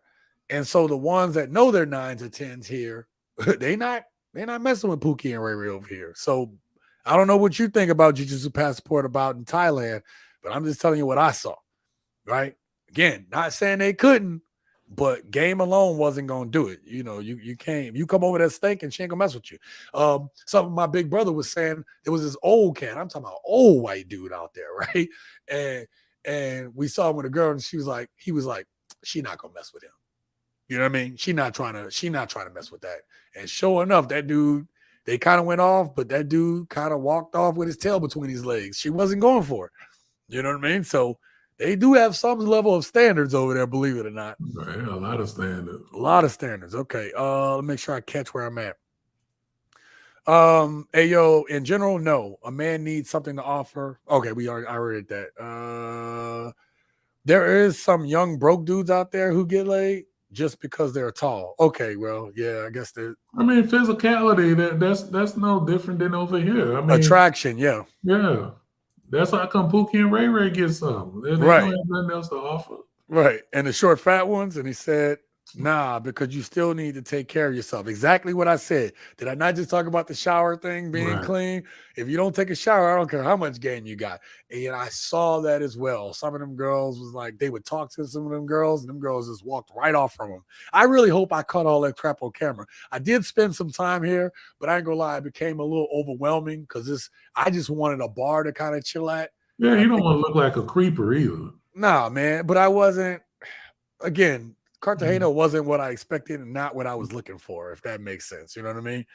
And I don't mention hygiene. I just say short, maybe a little bit overweight. Well, listen, you could get away with that. I'm going to say at least, I don't know about Thailand, but over here, you could have a little weight to you. That's not a big deal. But again, you still have to have some type of presentation because these are still women. Women still, just like men, they still want somebody that's going to be like, I didn't see anybody overly messed up coming out there, but the people I did, they weren't leaving with nobody either. So take that how you want to. Okay. Yep. I hear you, brother. I just saw. Let me get back to the comment real quick. God damn, these comments are jumping. All right. Listen, I'm going to get back to these comments in a second. I want to thank my guest, Lucis, as always, help me break down some of these videos. I know sometime here in the future, you're going to see one of these as a video clip. It's all good. It's all good. I actually tried to set up tonight's video such that I could clip it a little bit easier. You know what I mean? Oh, yeah, it was good. It was good. Yeah. So real quick, parting thought, right? What'd you think about the video, the clip from Cartagena? What was your impression of that? Oh, when I saw it, I know what you're talking about. I took it was some years ago. I was with a girlfriend at the time and went there, and that happened. We literally walked into that square and was like, "Oh, this look at the crowd. Hey, hey, oh, Right. whoa." Right. And it was like, Because yeah, the we square, got it has a beautiful rustic look to it. I mean, it does. that The wall is square, it old. looks so nice, and you got a good shot. It's very like for people that have never been there, it's very golden. So Yes. everybody even looks good because it's like a filter, Yeah, as you're it's coming like through. a walking goddamn Instagram filter, bro. Right, Like, it is. It is. But like I said, I totally understood what you said. I mean, understood it because I know the feeling of walking in there like, oh, whoa, this ain't the spot. yeah. Now, here's the thing that I thought before I let you go. One of the things I found impressive that I did like, again, I'm going to bring this up in the video. That's why I need like from tonight. Let me see what time it is. That's why I need from tonight all the way to Friday to get this video done because some of it I'm not going to put in one video. I'm going to put in a separate video. Um, but I'm from New Orleans, so it has both French and Spanish architecture. So as you remember, as you walk through there, that architecture, how beautiful it was walking through there. I was like, bro, I said this reminds me of being on Bourbon Street. Like not the dirty parts, but I'm saying like just No, the I art, get it. just the old architecture and how it looks. Even a And paved road. yes. And I even have a clip, and it might be its own little video, just a short video, because I want to clip these things out, right? But one of the videos I saw was there was this little, I don't know, it was like a church or not, it wasn't a church, but it looked like a little church outside of it, like the Alamo damn near or something like that. And it was another big square. And there were Afro Latinos and Latinos, and they were dancing to African music because obviously there's a lot Yeah, of Afro there, beats. yes, but there's a lot of the slaves went there. Like there's a lot Yeah. of black people that got taken there. And so they were dancing to the old style culture, if you will, there in that square. Well, And I'm thinking, I'm thinking about just making my own, like just one video about just the Afro Latinos and just that culture. So a lot of stuff, bro.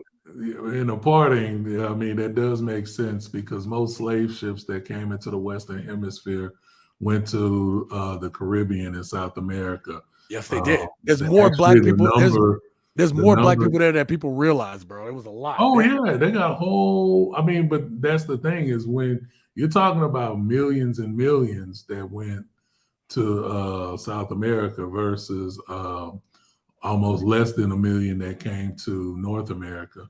Right. So yes, there was that's interesting. the stat. That's the stat. Like more black people, more slaves were taken down there than it were in the continental United States. So Exactly. yep. So it is very interesting. If you ever do something on there, we'll chop it up. Okay. But I appreciate you letting me slide on here tonight. Yeah, I appreciate you coming up, brother. I appreciate you. I'm gonna read these comments after I drop you. Hey, have a good night, brother. Thank you. All right. So I'm gonna finish up you guys' comments real quick, and then we'll close off the stream. Where was I at? So Ayo says I don't mention hygiene. I said short and fat, maybe a little bit overweight. And then just says hygiene, in my opinion, is part of game. I agree wholeheartedly. And what is game to you? Hygiene is what you do, man, not who you are. But I agree, Ayo, with Jiu-Jitsu Passport. Like if you have game, I can promise you most likely you have some decent hygiene as well, right? It's part of keeping yourself up, being because a woman ain't gonna want to talk to you. If you come there, you could look like Brad Pitt, but if you stink, she ain't gonna want to holler at you. All right. William Hand says, nope, nothing to be done at all. I mean, this is what everyone wanted, right? So let it happen. No dude should linger in a place where people hate him. Yeah, bro, I agree with that, William. And then Ayo says, when you have game, you know it doesn't matter where you are. I mean, listen, Ayo, I have a friend and it's QB Passport Flexing. Shout out to that brother and his channel. And one of the things him and I talk about is you can't manufacture attraction. And so you can have game, but if the woman isn't predispositioned to talk to you or have some type of attraction to you, no matter how good your mouthpiece is, she's never going to see you. Okay. Now there's exceptions to every rule, but for the most part, that woman has to have some attraction to you. In any case, things like game are completely arbitrary. Exactly, William. Why would you work out for any other reason to be strong and move faster? Improve for your own sake, man. Dating is ridiculous anyway. Facts. Ayo says, Han, did you know game isn't about women? I can slightly agree with that. So, Ayo, instead of saying game, um, I kind of like to, uh, we kind of like to say a man who is able to operate social cues, who's able to operate socially, because game isn't just about women, like you said. Yes, it's about being able to maneuver in life. Game is about being the ability to be able to uh, socially and what's the other word I want to use? Um, to basically be able to maneuver through life. Obviously, if you're moving through life, you have to interact with people and you have to be social, right? So, um, wait, hand. Oh yeah, you said that. All right, and then, still worthless skill to take up. I don't think when you talk about game for the sake of just trying to acquire women, then that's silly.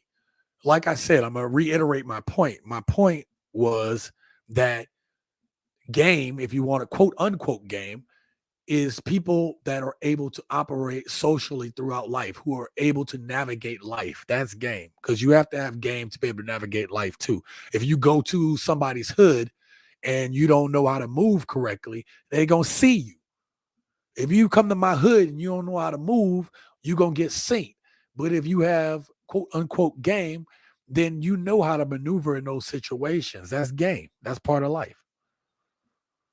And then whatever you say, let's be respectful. Hey, yo, man, this is a discussion. We like to have serious discussions here. Ain't no sense in knocking on each other. That's what we just having discussions, baby. Okay. And then check out the man mindset with Steve Dean Williams. Okay. And then William Hand says, not saying to be some bloated neck beard, mind you, but getting better for the sake of chasing skirts is pretty depressing thought. Yeah, no, you should want to. And this is what I talk about here on this channel. This is what I talk about here on TSG, is about improving for yourself. What do I say all the time? If you guys have really followed me or watched my videos, I always talk about men working on themselves and improving themselves and being on their purpose so that we can live our best lives. I'm not talking anything about women. I'm talking about men being men. And that speaks to the point that you was talking about, Ayo, and it speaks to partly what you talked about, William. So it's just being the mindset that I want to be the best man that I can be. Because in the end, it is about your purpose. It is about your family, your legacy. If you decide you don't want a family or a legacy or anything like that, or a woman, then that's up to you. But you still have to navigate life, and you still need to be able to read people. You need to be able to read social cues and all these different things that are required. Instead of saying game, I say a man needs to be a man. See? Didn't even read that. Didn't even read it. For some reason, being a man became having game, and it's not. Men are listen, when you are the old lion, the old lion usually has scars and battle scars, and stuff like that. He's controlling his pride, doing his thing. That's the lion on his purpose. When a lion gets to the point where he controls a pride, that's the lion being a lion. That's men controlling or directing and conducting ourselves in a way that we can be men for our family, for our community, and stuff like that. That is us being men. And then when you talk about game, again, it's not about women. It's about navigating life. It's about understanding the how to move. All right. And then Ayo says, standing on your name, your laws, rules, codes, or your principles and legacy statement, vision statement that you stand on, defend, and die for. Exactly what I talked about, Ayo. That's exactly what I talked about. I talked about a man being on his purpose. So that's why I say all these things, because I full-heartedly believe this with my being. That's what I believe in. And that's why since the beginning of this channel, even though I've changed it so many times, now that I'm at 2K subscribers finally, but even the 2.5 years ago when I started this channel, the main core message was that about men being on their purpose, self-improving, being the best man that we could be so that we can live our best lives. Okay. That's what a man is. Men are a game, brother. Men are game. Yeah, because we got to navigate life. If you're operating in your manhood, right? That's true. You can be perfectly charismatic and not pull anyone. But again, William, it's not exactly about pulling anyone. So I see what you're saying. You're saying. I think that's better, honestly. I want to go out like Nikolai Tesla. That's funny. And that's up to you. And that's the beauty of us men, is that we can decide what our purpose is. And if we truly believe in it, and we truly believe that that's where our heart is, then we should go after it. Long as it, in theory, long as it doesn't hurt anybody. You know what I mean? Long as it's not causing harm. If anything, real men build legacies. They build things that people want to be a part of, even if it's themselves. Even if it's themselves for themselves, like in the case of William talking about. So that's what it is about.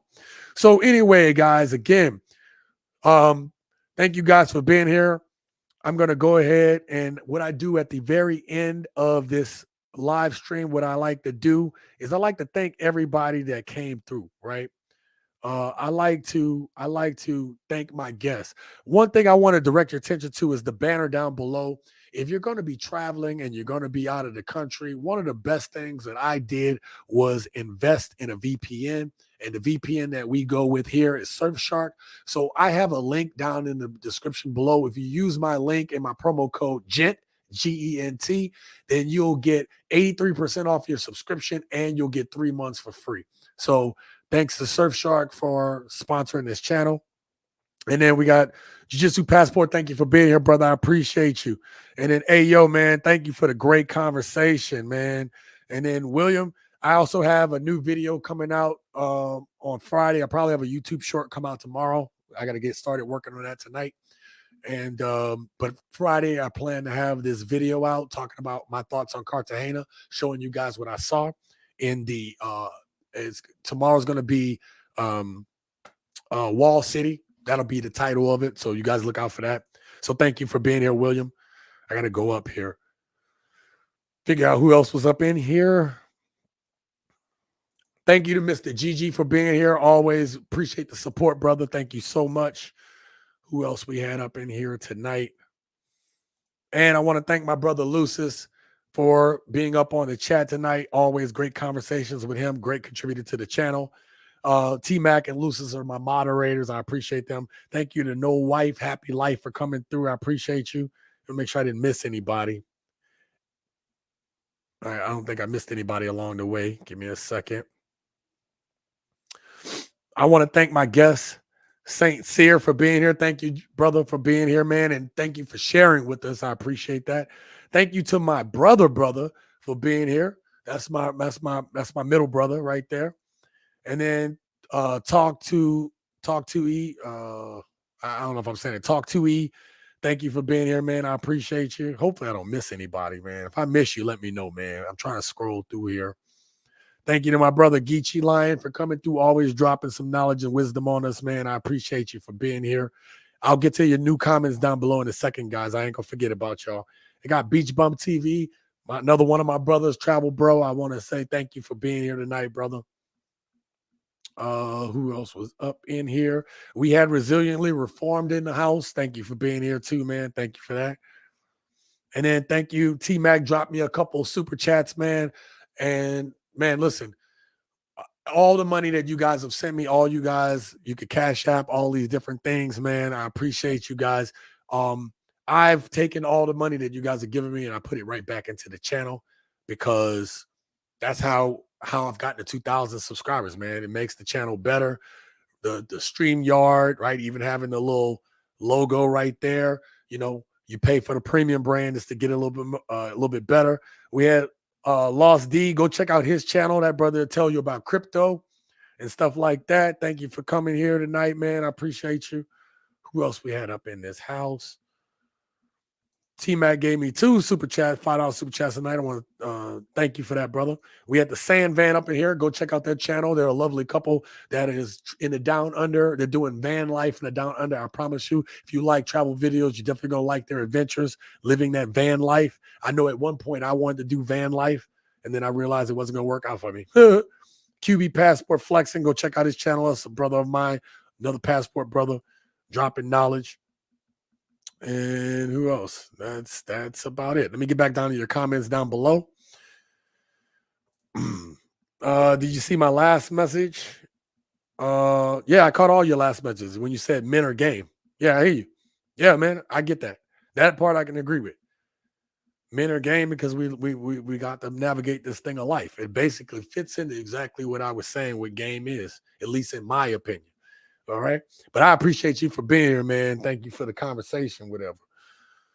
Oh, about Steve? Oh, wait, did I miss that? About Steve? No, I didn't see nothing about no Steve. Let me see if I missed something. Oh, yeah. I did read that one. Check out The Man Mindset with Steve the Dean Williams. Yeah. I see that, brother. Yeah. Let me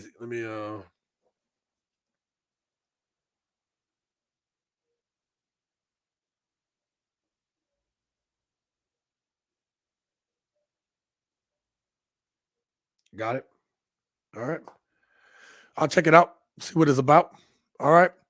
So again, you guys, I have a video that I'm gonna try to put out a YouTube short tomorrow.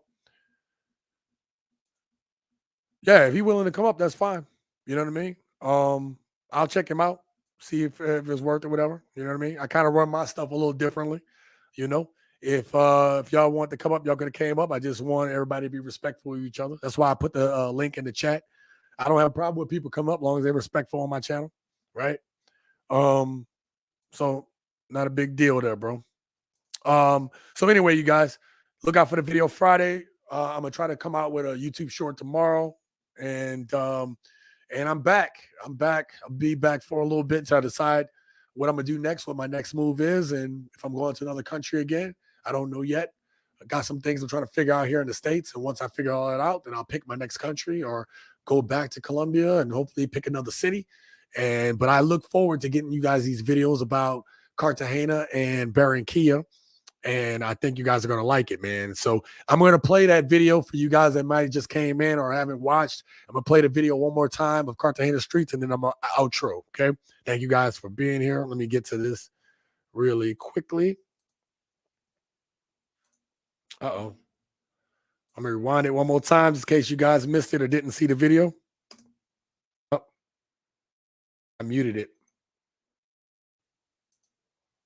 All right, let's try this again.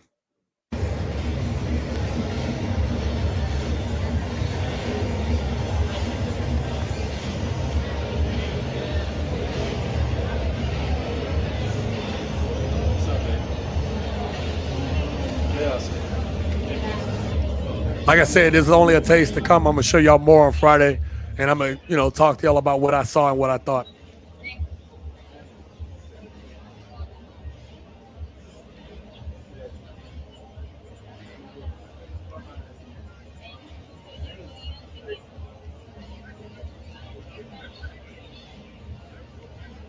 She had it hard.